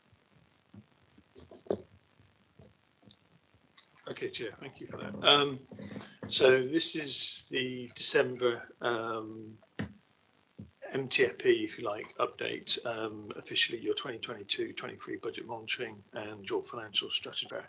I think this paper responds to the request for monthly updates to Cabinet on the Council's financial position, and as this report demonstrates, there's an element of ebb and flow to that process with regards to the position of the Council. So what this report does is it recognises that there's been an improvement in the 22-23 position by an extra £500,000 and brings the forecast net surplus to £9 million for the year. And just to emphasise that that's still just an estimate. You know, clearly, when we move into the formal budget process, we're going to have to take an assessment as to the risk in actually delivering that £9 million. What the report also does is it updates and acknowledges the Chancellor's autumn statement, which made some significant assumptions with regards to local government finance. That included potential changes to the council tax planning assumption, potential changes to the national living wage, and additional social care grants compared to the previous estimates made by the council. And what the report does is it acknowledges at this moment in time that we have identified £6.2 million potentially more than we need with regards to the total level of savings and efficiencies identified, and it requests access of prioritisation of all the savings and efficiencies that they previously put forward. So potentially, and clearly, that's a potentially that they are able to potentially defer some of those savings and efficiencies into 24-25. At the same time, the report identifies that there is an intention to bring forward the Pay and Reward project by 3 months from April 2024 to January 2024, and a revised profile of the costs associated with that Pay and Reward project. It also identifies that the intention at this stage is to increase the Council's unearmarked reserves from £700,000 to £1.9 million to position them at that 5% normalised level. Chair, before I open it up to questions, perhaps I can also provide an update to the committee, because today we were issued with something called a local government finance policy statement.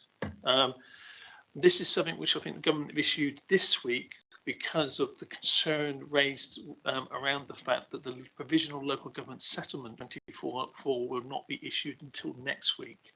So they've issued some information this week to try and help provide a little bit more clarification. Generally, I think within that document, most of it, accords with the assumptions that we've gleaned from the Chancellor's autumn statement. However, they did make something, it's quite significant for this council. And can I refer members to the table, which I think is set out in figure 7 within the report. And just forgive me while I just scroll down through the report, just to confirm that. A little bit quick away. It's figure 4 actually, figure 4, which says the council's reserves. Now within that reserves, you've got a section that highlights the position on the dedicated schools grant. And it identifies that our dedicated schools grant is accumulating significantly over the years, and by the 31st of March 2024, total deficit on that dedicated schools grant will be greater than the total general fund reserves of the council. The position is that we are currently able to ignore the deficit on the dedicated schools grant, and that current piece of legislation expires on the 31st of March 2023. Within the announcement they made today, they've identified their intention to extend that current guidance for a further 3 years to the 31st of March 2025.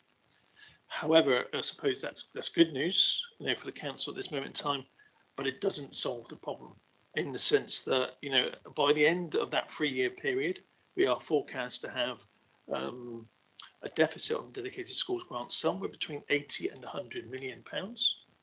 And it gives no indication as to who will pay for that 80 to 100 million pounds, whether it's this council, whether it's the government, whether it's schools, or whether it's a combination of all three. We hope that through the work that we're currently doing with the Delivering Better Value in SEND programme, that we'll get an indication from the Department for Education as to how they anticipate that 80 million to 100 million pounds of deficit to be addressed. Chair, happy to answer any questions. Sounds like pushing the ball further down the road to me. Councillor Slade.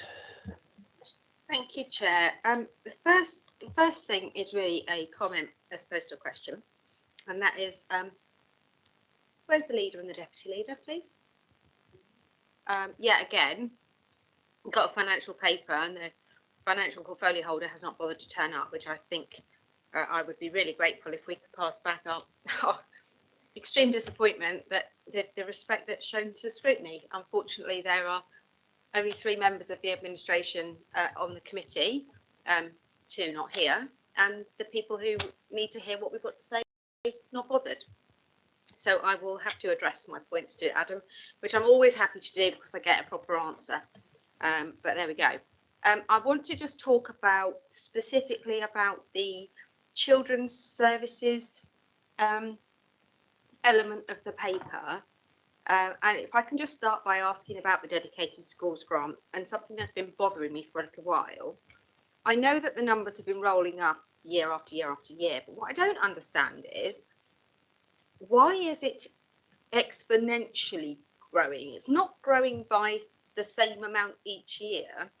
And I know that there are more children with special needs, but it's going up 16 million, then 26 million, then 36 million, and then nearly 50 million, and then the following year 65 million. And I don't understand, because surely there are children dropping off the other end of the sausage machine. So I don't understand that, and that would be really helpful to understand. Secondly, and so that was a dedicated schools. In respect of the paper,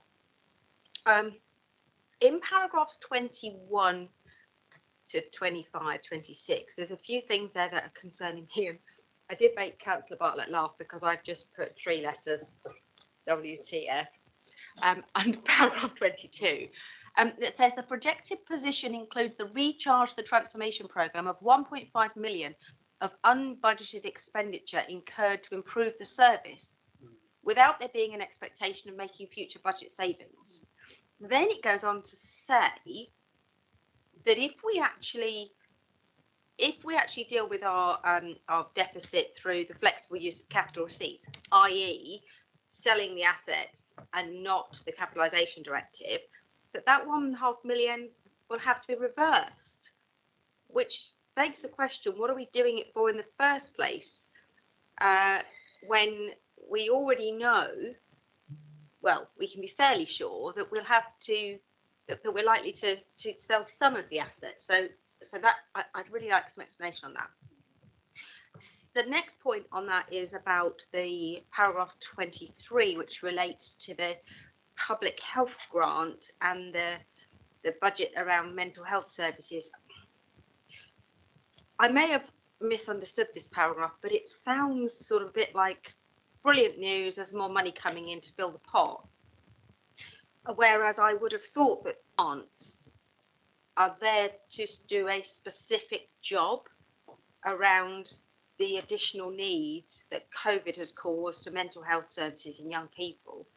So it feels like we're sort of banking some money, which actually really needs to go back out the door to prevent even bigger problems. The next point on question 25, or paragraph 25, relates to the staffing pressures. I'm struggling to see how the costs of staff keep going up because we are still recruiting agency staff. And obviously we're now moving to this pay and reward strategy for children's, which should resolve that.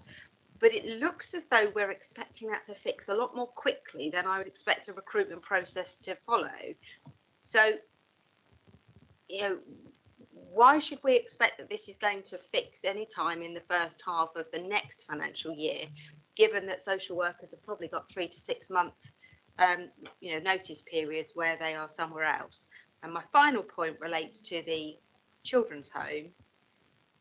Yet again, we've lost a bid to government and we've spent £200,000, it would appear, on an unsuccessful bid. Is that right? Or because we seem to be spending a lot of money on bids that don't work.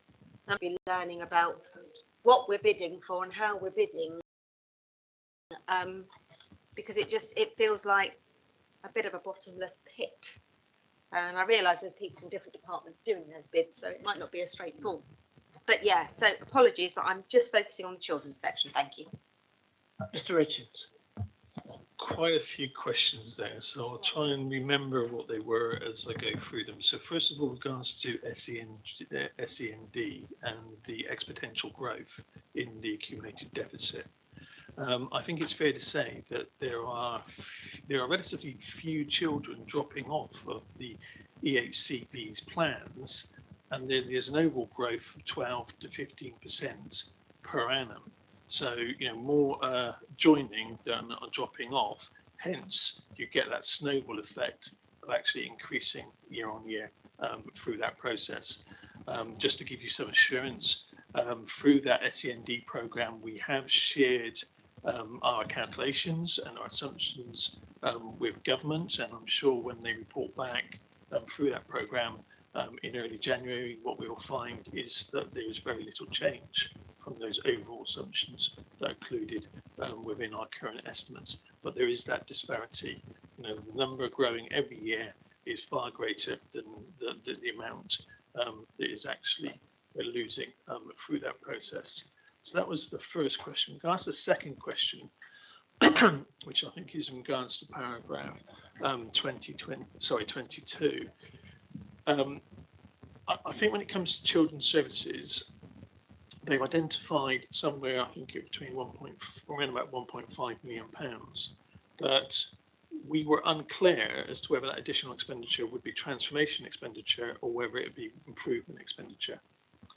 What I am clear about, based on the work that I've done with the external auditor and what we've done with SEPTA consultancy, is that where it is improvement expenditure, it cannot be charged to transformation, because you are doing it in line with your statutory duty to improve. and it has to be charged to your revenue account. However, if it's actually to do with transformation, then it can be charged to a transformation programme and funded through the flexible use of capital receipts. So I think there is that overall recognition that we need to support children's services improve, and that this expenditure was critical to helping the council on its journey of improvement. What is a little bit less clear is actually how we are going to fund that expenditure, because if it is improvement expenditure, we can still fund it from a capitalisation direction, because what capitalisation direction it does is it allows you to fund any revenue expenditure you so desire. But if we fund it from the transformation, if we fund it from flexible use of capital receipts, then it wouldn't be open to us if it's improvement expenditure. So really, we need to understand how we're funding that cost during the course of the year, and it's a little bit of trying to work that through. Now, clearly, if we go through the process and we fund all our transformation funding from the flexible use of capital receipts, then we might still apply to government for capitalisation direction for not all the 20 million, but part of the 20 million to fund this element of it. And it's trying to work that one through the system to try and work out exactly how we're going to fund it, and then that will have an impact on the council's overall financial position and forecasts.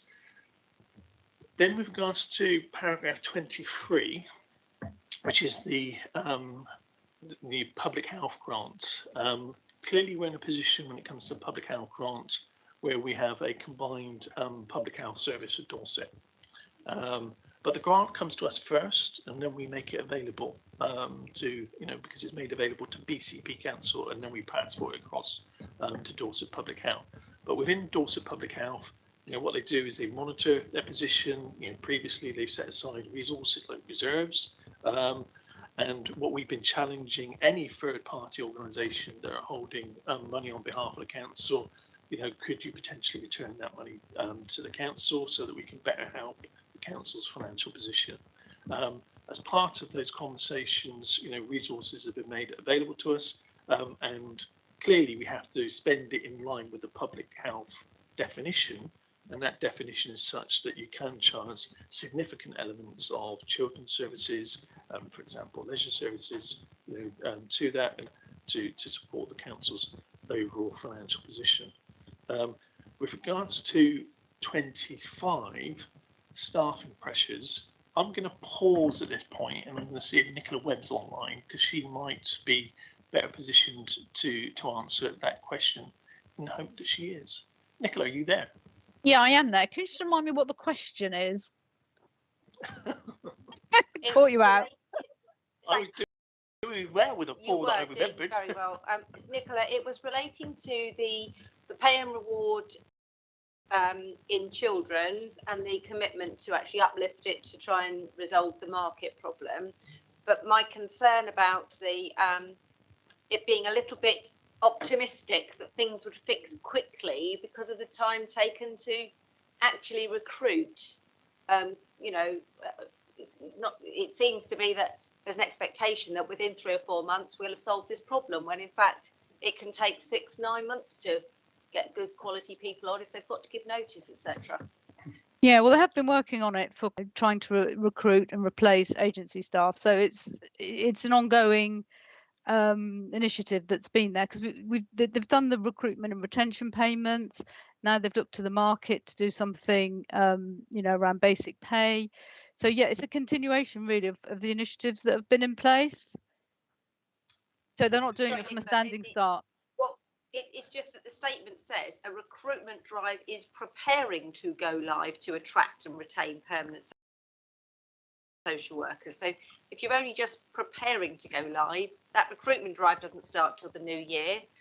So that's a new piece of work from the sounds of the way it's worded. It's given me the opportunity to make a few connections. I think members may recall that I think as part of a previous report to Cabinet, approval was given to a business case whereby we changed the rates of pay for people within children's services and social workers within children's services. And it was almost a self-financing business case over time. Councillor Slade makes it self-financing over a period of time, because you should get savings within agency staff that actually then enable you to pay that higher level to permanent staff.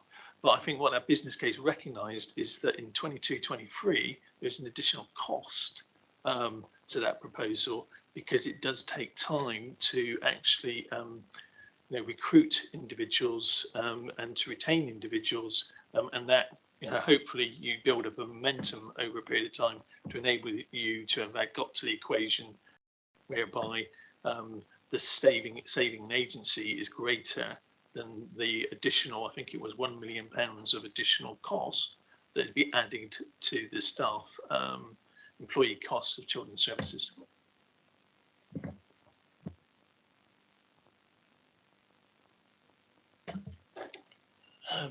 Right, is that all your questions answered?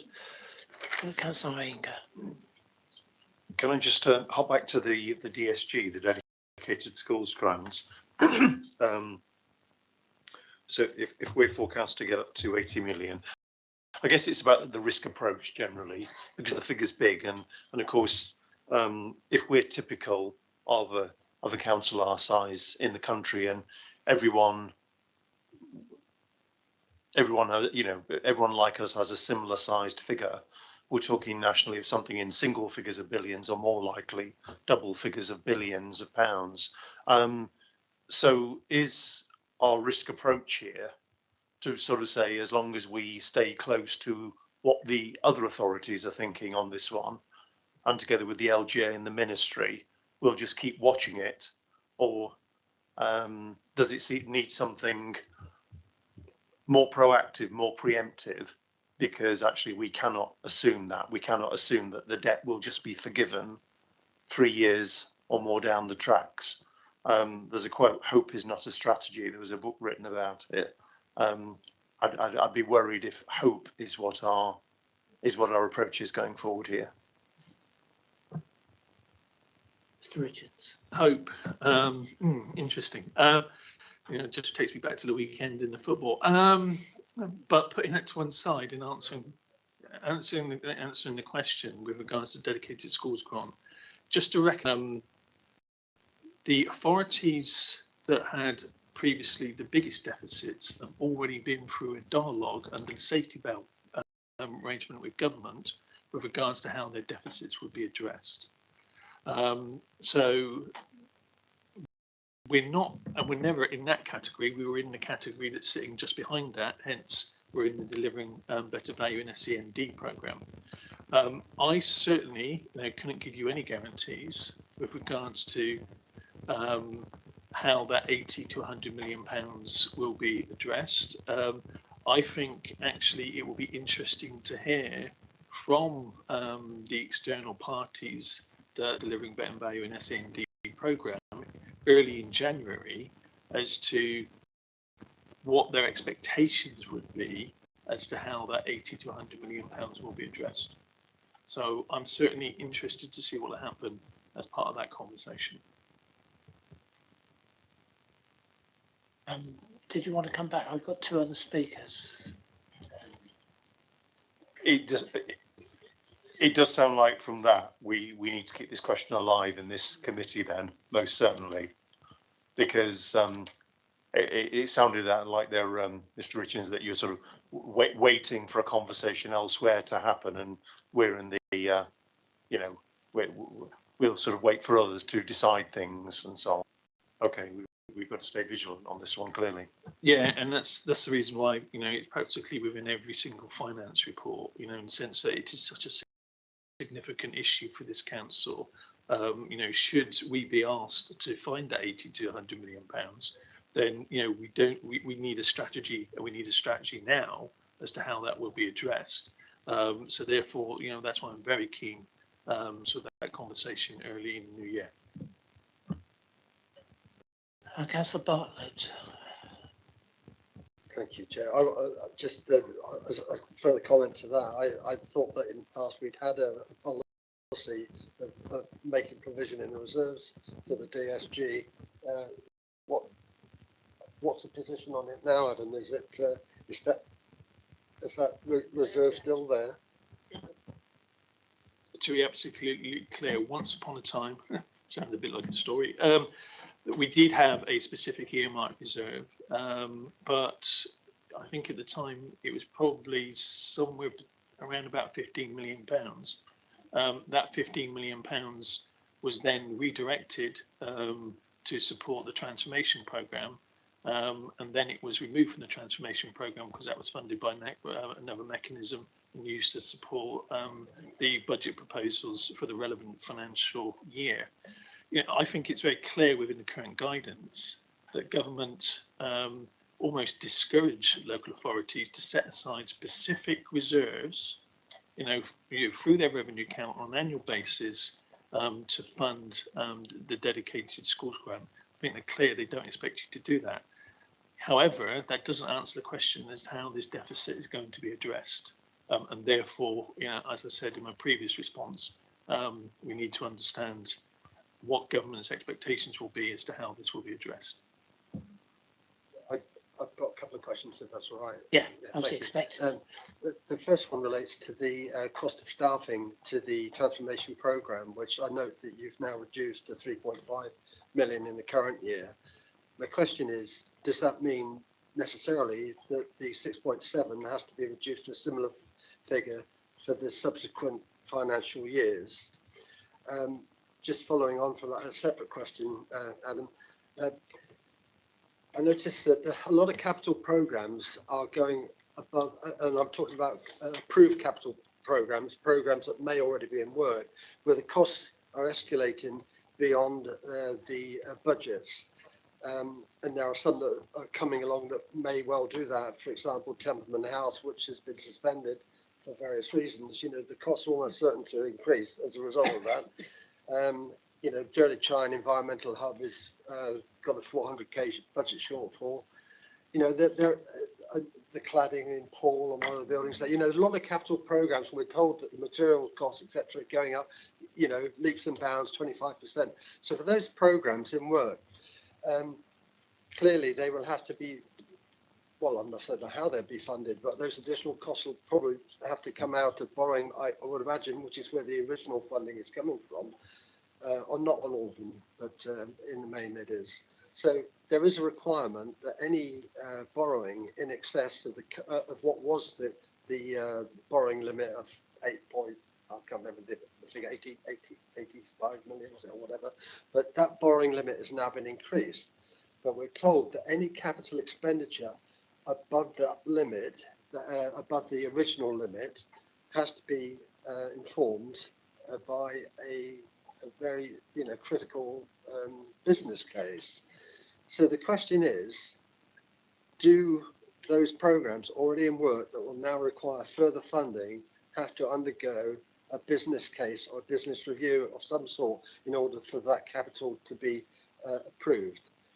And a follow on from that is the evidence that we should be putting more money into the capital reserves to allow for the fact that some of our programs are actually going to cost a lot more than we thought they were going to.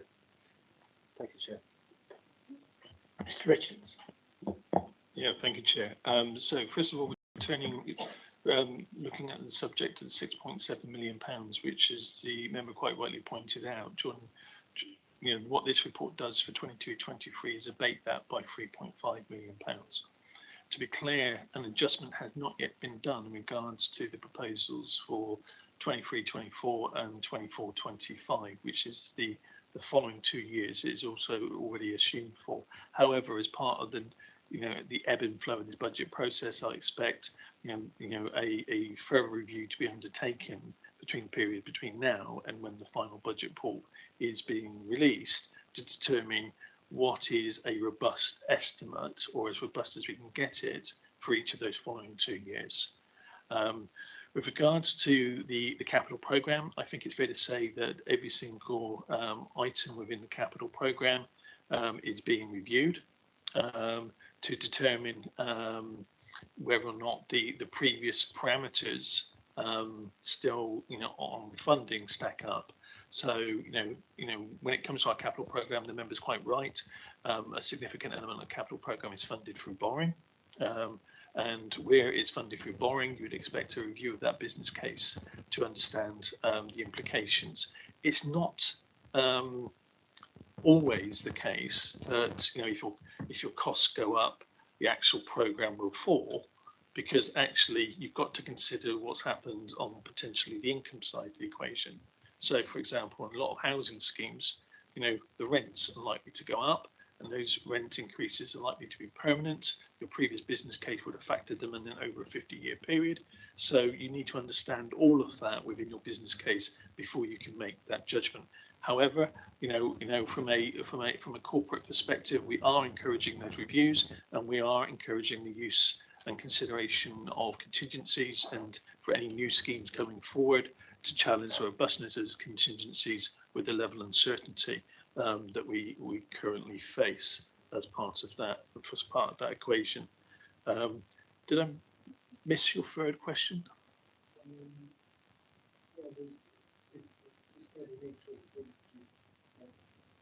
Sorry. Yeah. Would it be prudent to increase the reserves in the capital for the capital reserves because of the pressures that we're seeing on the capital programmes?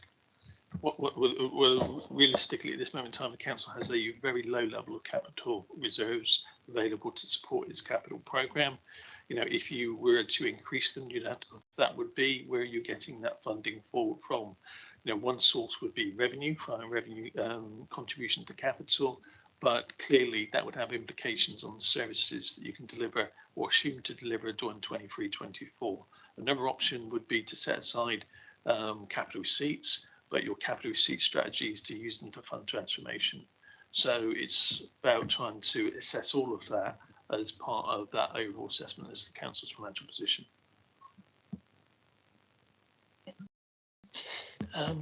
Councillor Deadman. I remembered your name this time. Yeah, thank you, Chairman.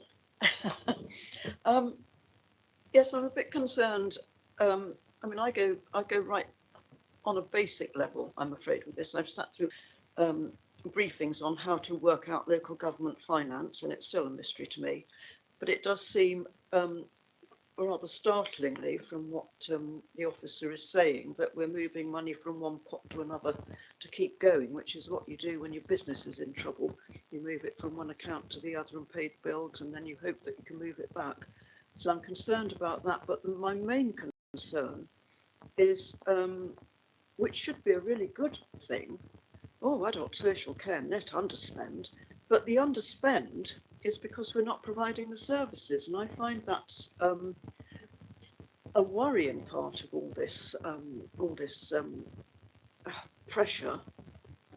We're not providing the services because we can't get the staffing, and a lot of the underspend is due to the fact that we've got vacancies. So it's going round in circles, and as I say, very basically, and it's very dear to my heart, obviously, the adult social care element of this, somebody at home is not getting the service that they deserve, and I just find it. When we're saying, oh well, it's an underspend, I think it does actually say down here that it cannot be assumed as a future budget saving. Well, absolutely it can't. It shouldn't really be happening now. I mean, for example, we're not standing up the day centres, which is another bugbear from my point of view. So I'm very concerned. There isn't really a question, Adam. It just is basically, usually you go through these things line by line, and you might say, well, we'll serve Booker's custard instead of Bird's custard. You see, this is where I do the basic. I can do the basic maths, but when it comes to the fact that we're not providing services, and I think this is really sad to see this in this report. Yeah, that's my concern. I don't know where we go with it, and it won't be happening. Hopefully, we'll get the staff, we'll provide the services, and the cost will go up. So that's all I really want to say, Chairman. Yeah, it wasn't really a question. So. No, it's just something, just a recognition that clearly the market is difficult at this moment in time. It is not responding to you know, the council's needs, and hiring staff is clearly difficult. And it's not the council's needs, it's our residents' needs, and these are the most vulnerable people. It's 20 to 10, and I'd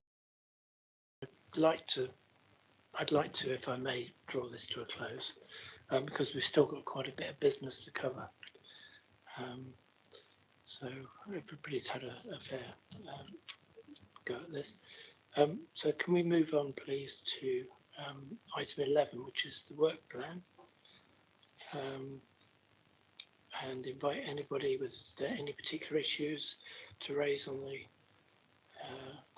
work plan, if you have any. Yes, Councillor Slade. Sorry, you're going to regret having me on this committee. No, I'm not. So, yeah, thanks, Mohan. That's very kind of you.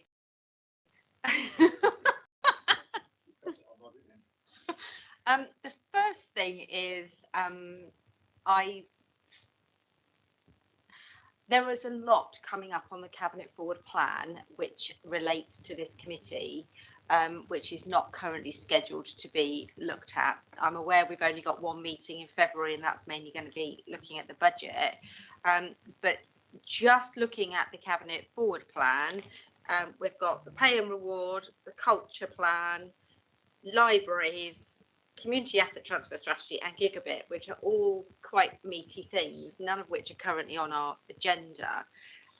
So they're obviously all from the Cabinet Forward Plan, and I'm sure you've given some thought to which of those you think we should be looking at.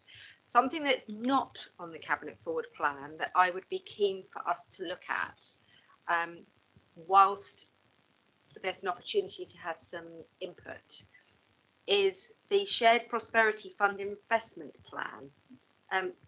The Deputy Leader was very excited to announce that, you know, we've got this money. To me, that seems to be the exact sort of thing that Scrutiny should be looking at. What is the detail, and you know, are we on the same page as to what we think should be there? So I would like to make a suggestion that we ask for a paper on that, and then obviously ask other members how they feel about some of that stuff on the Cabinet Forward Plan. I feel very strongly about the libraries one. To me, that is a no-brainer to have that. And I also have a question for you, Chair, about the commissioned work, the complaints procedure working group. I don't know whether that has met yet, because we're sort of running out of time to get that done and tasked and finished back for March, which I presume will be our last meeting. I can't answer that last one. Does anybody here help me? I'll find out. I'll get somebody to find out and get back to you. Sorry, I really can't. I think we have an issue on dates and availability of dates, don't we? Chairman, I'll certainly look into that and circulate an email around to all members to let you know what's going on with that. Okay. All right. Sorry, Councillor Slade, did you get that? Yeah. I agree. There's an awful lot of stuff that even just on what we're looking at to get through. We've had a lot of extra meetings as well. So I think leave that with us if you could. So shall we move on to item 12? Oh, Councillor Ingo, sorry. Well, I think the volume of work is kind of a symptom of the number of manoeuvres going on right now as we run through to the end of the fiscal year. So we kind of, I know we're asking for these items, but in a sense we are kind of victims of that over a large number of things, not least the regular finance reports, as well as definitely agreeing on the libraries, absolutely, because let's see what's going on there and lift the lid on that one. The other one was there was a good discussion last council on consultancy contracts more broadly. Just a question, Chair, to you is either, not for now, but maybe to take offline, is either that it was agreed, I believe, that part of the motion, and an action there, something around it either goes to A&G, Audit and Governance Committee, or if not there, it would come here. And actually my preference would be that it does come here which is a periodic, let's keep it sensible, but a periodic but pretty comprehensive view of what are the external consultancy contracts, and as appropriate before they're committed as well, beyond a certain size. So some judgment in that, and let's build that in. Mr. Farrell, you want to come in? Thank you, Chairman. Just to talk about the UK Shared Prosperity Fund, I think we're trying to arrange an all members seminar for January. So I think we're just trying to get a date for that to try and talk people through that. So I thought that might be helpful. That's very helpful. Thank you. Chairman, I just need to flag that some of the items that Councillor Slater's mentioned are going to the March Cabinet, and your only remaining date for ONS is on the 6th of February. So it might cause some issues in terms of when you can have those reports. You know, I completely understand that, but don't want to say with all due respect, because that's always a really rude thing to say. Frankly, that's not our problem. I mean, if you know, we've had this before, and we had papers that were wholly inappropriate because all they said was, well, it's not ready yet. If we need to scrutinise something, we need to scrutinise something, and either the paper needs to be ready early, or an additional meeting needs to go in. You know, we have been promised the library strategy for nearly 3 years. It's sat on there forever, and I'll be very cross if we get to the end of this term of council and we haven't had a chance to. Why don't I try, Councillor Slater? I'm sorry to cut across you, but why don't I try and see if we can get another date in the calendar for another meeting? The word is, yeah, the word is try. I will try my best. I'm grateful. Okay. So we're going to move on now to item 12 and go below the line. Councillor Slade. Yes, I'm aware that according to the paperwork, we need to go below the line. My concern is I don't see why we need to go below the line, because the reason for going below the line would be to share information that is sensitive or commercially sensitive. The content of the paper is so vague, and when you actually look at what we asked for at the last meeting, which was, please can we have a paper detailing, and I don't think that was below the line. I don't think it was above the line what our recommendation was. Surely we need to, we have a right to tell the public what we haven't got. Well, I'm choosing my words carefully. So I have to be advised by democratic services, and because I just think there's nothing there that's beneath the line. Mr. Chairman, for your indulgence, the report is very vague, unless the committee members have got very good memories for what was in the previous report. You've got to guess which properties it's talking about. Even though it's below the line, the information is confidential in the confidential report as to what the properties are, which is bizarre. We can try. But what I would say is that I don't think it should be below the line. One of the agents which the council is intending to instruct has already jumped the gun and has sent an email detailing one of the properties to dozens of agents, who then in turn have circulated it to dozens or flyers. So the information is out there, as well as our bottom line figure. So I don't think it should be below the line. I'm not intending to go on much about it. There's one or two issues there which can be explored, but you know, there's not much in that confidential report which is confidential. Thank you. Chief Executive, can you give an opinion? Yes, Chairman, I'm happy if the conversation stays away from individual sites and values and talks about the concept, then I think you could do that in open forum. It is a question of making sure we don't go into any of the detail that was in any other. Yeah, I was just concerned. We have an officer with us, and we've got the monitoring officer. Monitoring officer. No, thank you, Chair. I just thought I'd better disclose that I'm here. Well, not that you've not noticed already, in case the Chief Executive needed me, but he's answered that very well. Thank you. Good. I was aware you were here.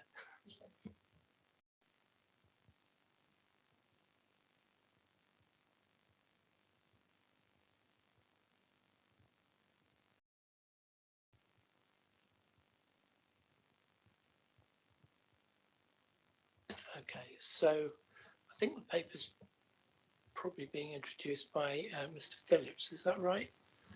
Yeah. Mr. Phillips, I saw you pop up a few times. Yes, hello there. Good evening, Would everyone.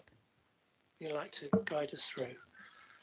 Yes, it was just a short introduction, really, just to say that the criteria that was established for the sale of the property assets were mainly to do with the value of the assets and the fact that they were non-strategic assets, and also critically the timing, because we wanted to ensure that the capital receipts were received by the 31st of March next year. And there was never a long list of potential assets that met that criteria, only ever a short list. And the list of assets are being presented to council at the beginning of January, including Wessex Trade Centre, Airfield Industrial Estate, Crescent Road and 35 Willis Way. Hold on. Yeah, we're above the line still. You're not supposed to be going into detail. That's all the details giving. Yeah, no more. Okay. I don't quite know where we go from there. Councillor Slade. I have no intention of mentioning any properties, councillor, do not fear. My concern is that when we asked for a list of a matrix around what sort of properties were being considered for sale as non-strategic assets and a list, we had the leader of the council here and we had senior officers here. They would have known what was in scope and what was not in scope. And they made no attempt to tell us at the time that actually there were no other properties in scope. These were the only ones they were ever going to have. And therefore they've sort of taken us for idiots, really, because we put together a recommendation to ask for the list, the matrix, an understanding of what else we might be able to sell, what if we needed some more money. And now it's come to us, it turns out there wasn't anything else. So I just feel like we've been really disrespected again, and that actually we should have had a decent response at that meeting from the leader and from the senior officers to say, actually, councillors, there were no other properties. This is it. So this, to me, is a complete waste of our time, and it's incredibly disrespectful. And I would like you, it would be very kind if you were to pass back to the leader our upset that he hasn't bothered to come here to listen to it, and secondly, that we're not very happy with him for putting us through this. Councillor Bartlett. Yeah, well, one of the reasons that we asked for this report is because, and I'm not going to mention the property, but there was a property that was listed on a report at some point that then was excluded from the last report that we had, and we queried that, why was that property no longer there? And that was one of the reasons that prompted the question about what properties are being considered, not just for the immediate future, but also for the whole programme, so we can have some idea of what assets were likely to come up for sale, to give us a view on it. We asked that question very clearly, and the question has been ignored, I'm afraid. You know, this isn't an answer to the question that we put.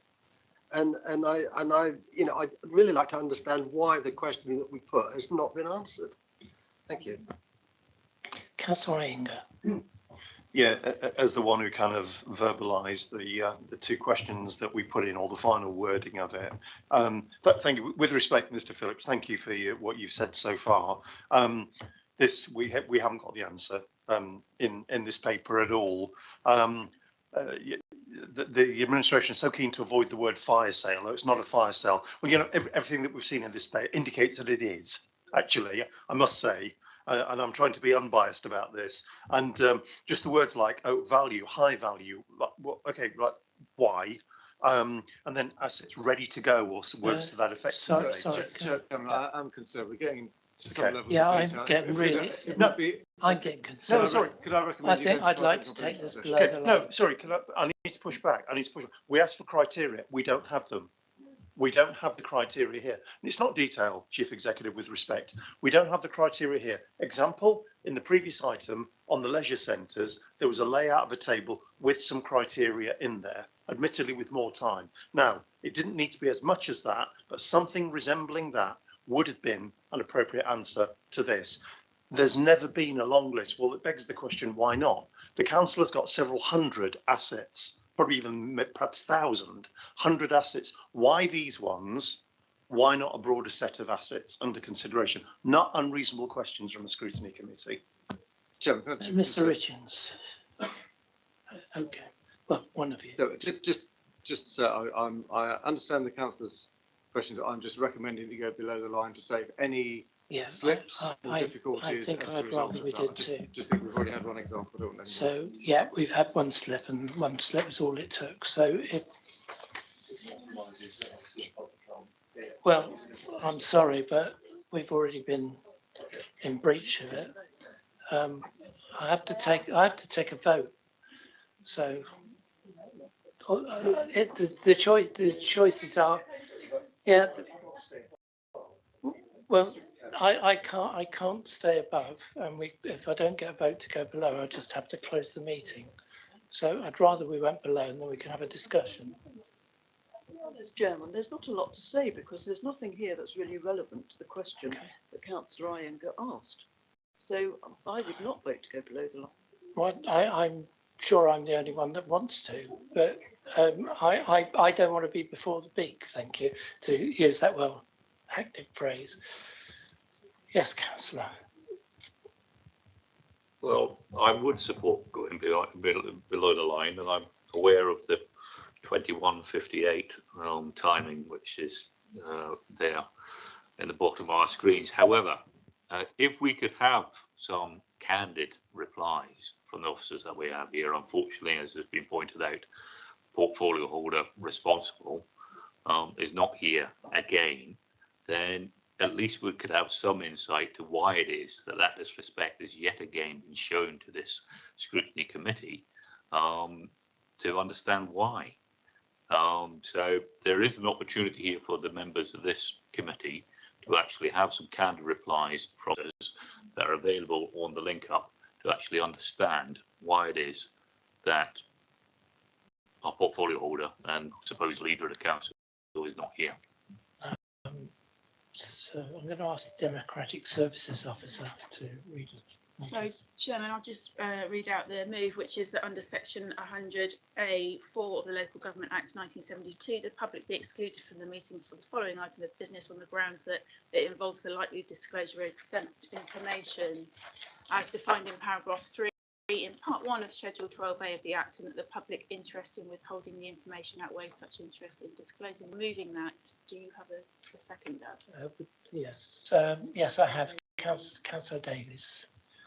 Take a vote on that. Yes, so those please. in favour? 1, 2. And those against? 1, 2, 3. 4. And you've got 2 abstaining, I think. So that's not carried. So you are remaining in public session. Well, I think at that point we'll probably, with regard, yes, this Richards. Sorry, can I just respond to the councillor's query with regards to the criteria? I think what Miles tried to do within the report is set out what that criteria was, and it was very simple and straightforward. One was actually, would it be of the scale, the value of the asset, or the assets, would they be the scale to deliver £20 million capital receipts? And the second criteria is, could they be sold and delivered by the 31st of March 2023. That was the high level criteria. My understanding is officers then reviewed the council's entire asset register, and the assets that were put forward were the ones that considered most consistent with that very high level criteria. I think on the advice earlier from the Chief Executive, it'd be wise if we stop at that point. Everybody's probably getting a bit tired anyhow. I can't see that we're going to do any more than. Chair. Yes, Councillor Bartlett. The question still exists. It's not been answered. Well, and therefore I believe that we need to go below the line to have this debate. So I'm happy. The question is in public.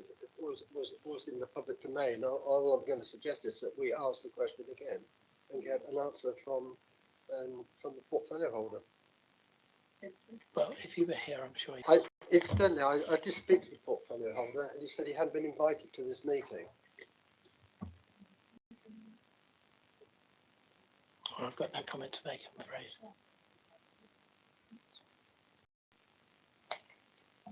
Well, that's a recommendation from Councillor Bartlett. I'll quite happily second it because Sorry, I didn't hear what the recommendation was. The recommendation is the question set at our last meeting is asked again from the portfolio holder. Sorry, Chair, can I just get some clarification? I am absolutely sure that when we put this together, we actually specifically made the recommendation that the portfolio holder come to present it. Because I remember we debated for ages and I insisted that the portfolio holder be asked to come and present it was part of the recommendation because we didn't want them to wriggle out. So the fact that he hasn't come to present it and the fact that I recall when I was vice chair of your scrutiny board to Councillor Bartlett's chairmanship, our advice from Democratic Services was always that we should be inviting the portfolio holders to come to whichever item it was. So I'm assuming that it's standard practice for you as the chair to invite the leader for a finance paper and the portfolio holder for regeneration to a regeneration paper. This is really not okay.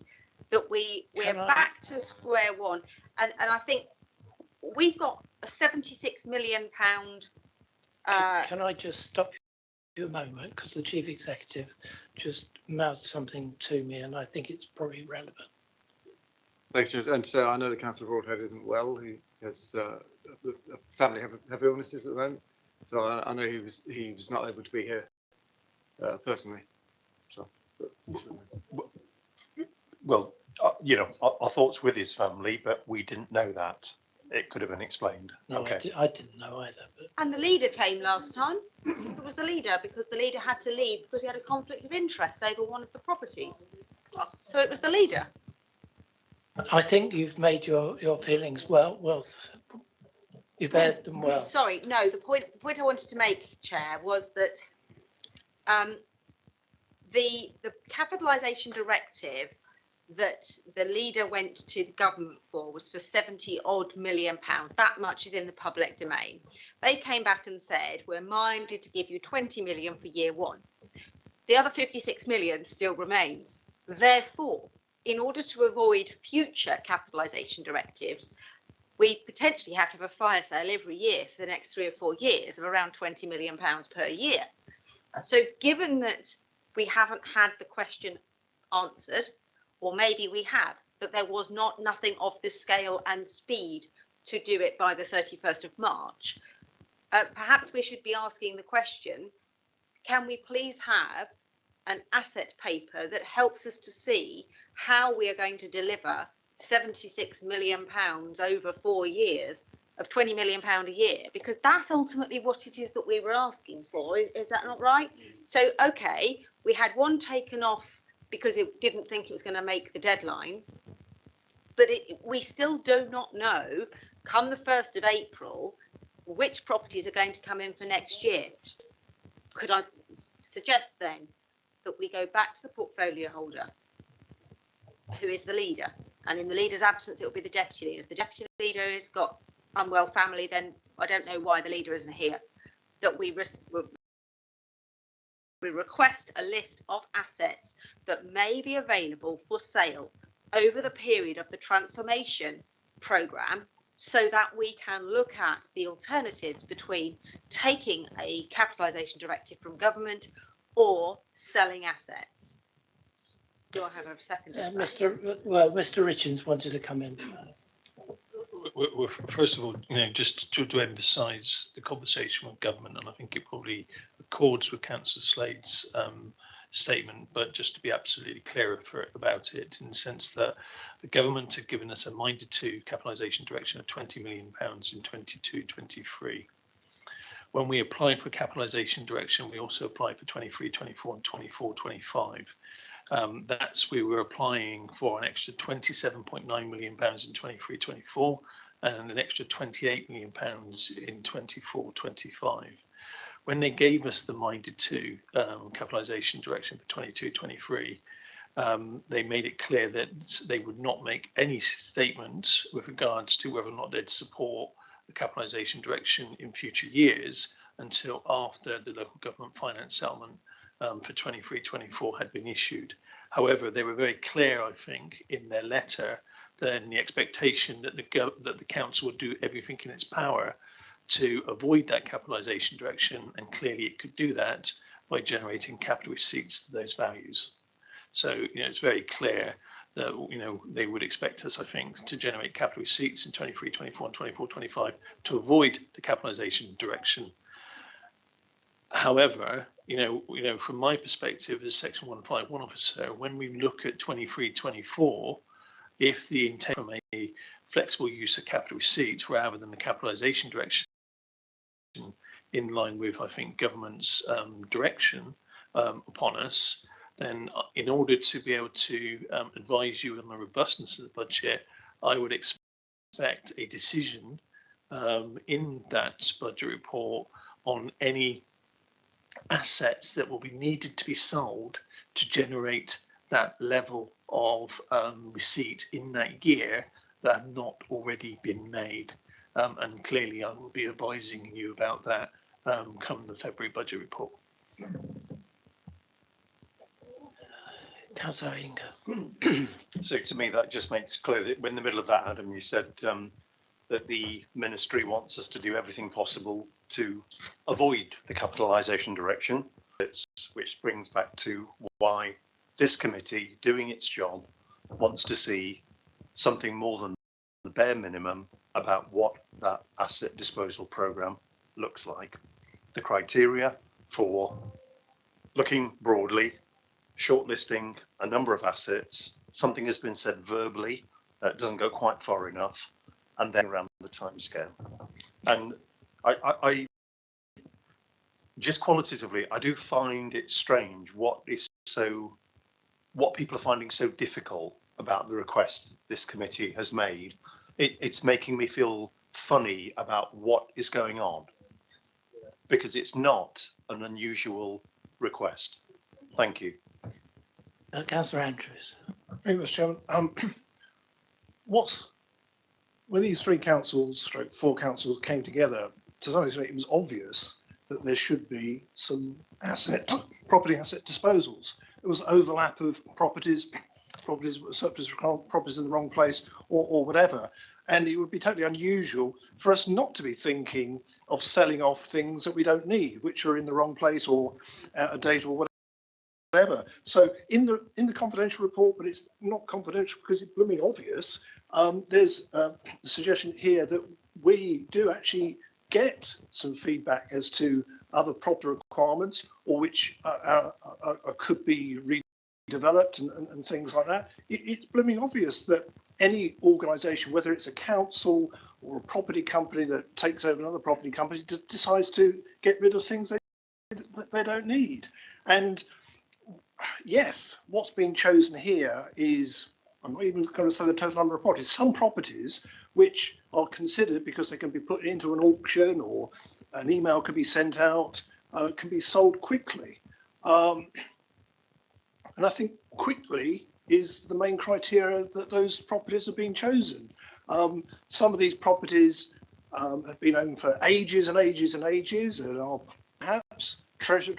I think you're sort of getting close to us needing to go below the line. Others, you really shouldn't. Yeah, but what I'm saying is that the criteria that's been applied to this is another councillor's mentioned, or is a fire sale. I think we're going round in circles.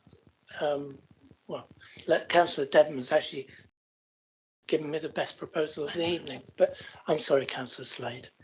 I'm just wondering, can we please go back to the request, which was that Councillor Iyengar and Councillor Bartlett both said we haven't got what we've asked for. I've taken it that stage further to say, can we revise the question to say over the period of the transformation programme? Because that way we are actually saying over that 3-year period where we're going to continue to need that money, that we should be able to see what can be potentially sold off in what time period. So original question with the over the period of the transformation programme, clarification that we would expect the portfolio holder to attend to the paper. I suppose sensibly every single asset is available. It's whether it's viable, and that list is available apparently. Yes, Mr. Richards. Yeah, just to open one small point, because we're in danger of tripping over ourselves here, in the sense that when we applied for that capitalisation direction that's been referred to, the £76 million from government over the 3-year period, that application was after a £1.9 million of capital receipts that we received in previous years, and £12.2 million of a pipeline of capital receipts that were already scheduled and already approved by council. So, clearly, when we looked at the additional amounts, we were looking at what can be additionally to that pipeline of assets, as per that schedule. What can we deliver by the 31st of March, and what is a sufficient value to generate £20 million in that short space of time? This is really important for the public record. Really important for the public record. If we go back to the transformation programme, the transformation programme was only ever between 30 and 40 million pounds, which would have been completely funded, about earlier on, that was taken from the dedicated schools grant to fund the transformation programme, and was then, on the appearance of the very exciting new Conservative administration, redirected to their piece. That, combined with about £15 million worth of assets, which Mr. Richards has just referenced, £12.5 million. So put those two together, that would have been the transformation programme done. It is only because the Conservatives decided to roll in years and years and years of salary costs and spend the money on other things that we're left with the £76 million need. So it's really important the public understand that we don't need a £76 million transformation. This is entirely on this administration. It was 30 odd million, it's more than doubled, and now they won't tell us where we're going to find that money from. And I want that on public record, because we didn't need to be this way. This did not need to be this way. 2 years ago we were not in this position, and you can't blame that on the cost of living crisis, Putin's war, or COVID. I think that might be a good place to close the meeting. We've got a recommendation and a seconder. So I have is that you're asking again for the wider list of assets considered for disposal and the reasons for those selected for shortlist, the timetable for the controlled disposal of public assets, which maximises value and controls risk over the period of the transformation programme. So that's moved by Councillor Slade. Who seconded? Councillor Devon? Yes, happy to say. Chief Executive. So I just want to give some advice on the wording. I'm a bit worried about the first wording. The first words in that are the words used last time, which is what this report has resulted in. To give the officers some fairness, I think the way it was put last time was the wider list of assets considered for disposal this year's part of the programme. So if you ask for that was considered, past tense, you will get the answer to the question. I just want you to reflect on the wording. If you're going to get, make sure you're asking accurately for what you want to get.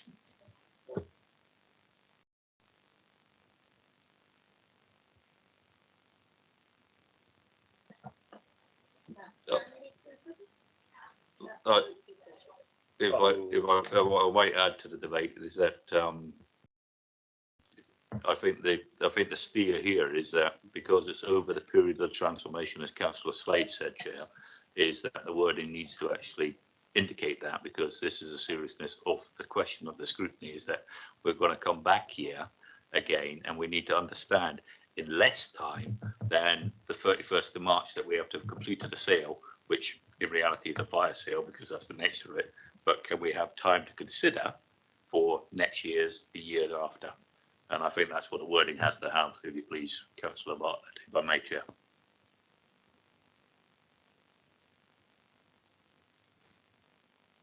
Because the Democratic Services Officer read out the recommendation as it was, as opposed to what it should be.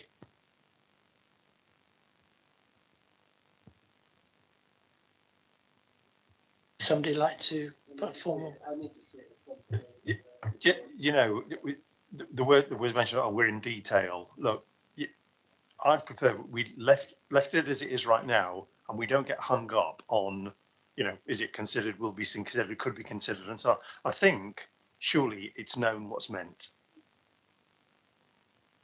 with that, surely. Okay. Chairman, sorry, Yes, Councillor. sorry.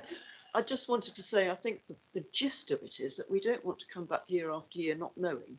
It needs to be, we know now, and we can make a judgment and scrutinise the whole thing.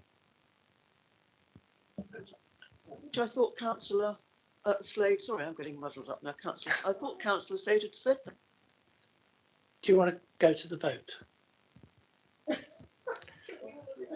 Well, I don't, but right. All those. Is it possible that? Sorry, Chair, to interrupt. Is it possible that the Democratic Services Officer could actually send a copy of the recommendation so Councillor Bartlett can actually see it on a screen, as he's requested?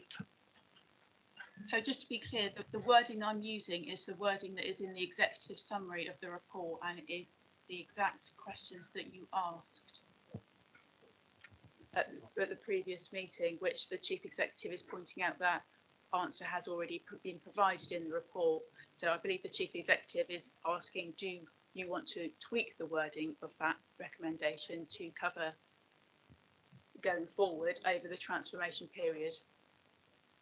And the two comments are, first of all, no tweak to the wording, because in our view it's not been answered. As Councillor Slade added some extra words, which I think you've captured. Okay. So just to be clear, Councillor Bartlett, the added words were over the period of the transformation programme.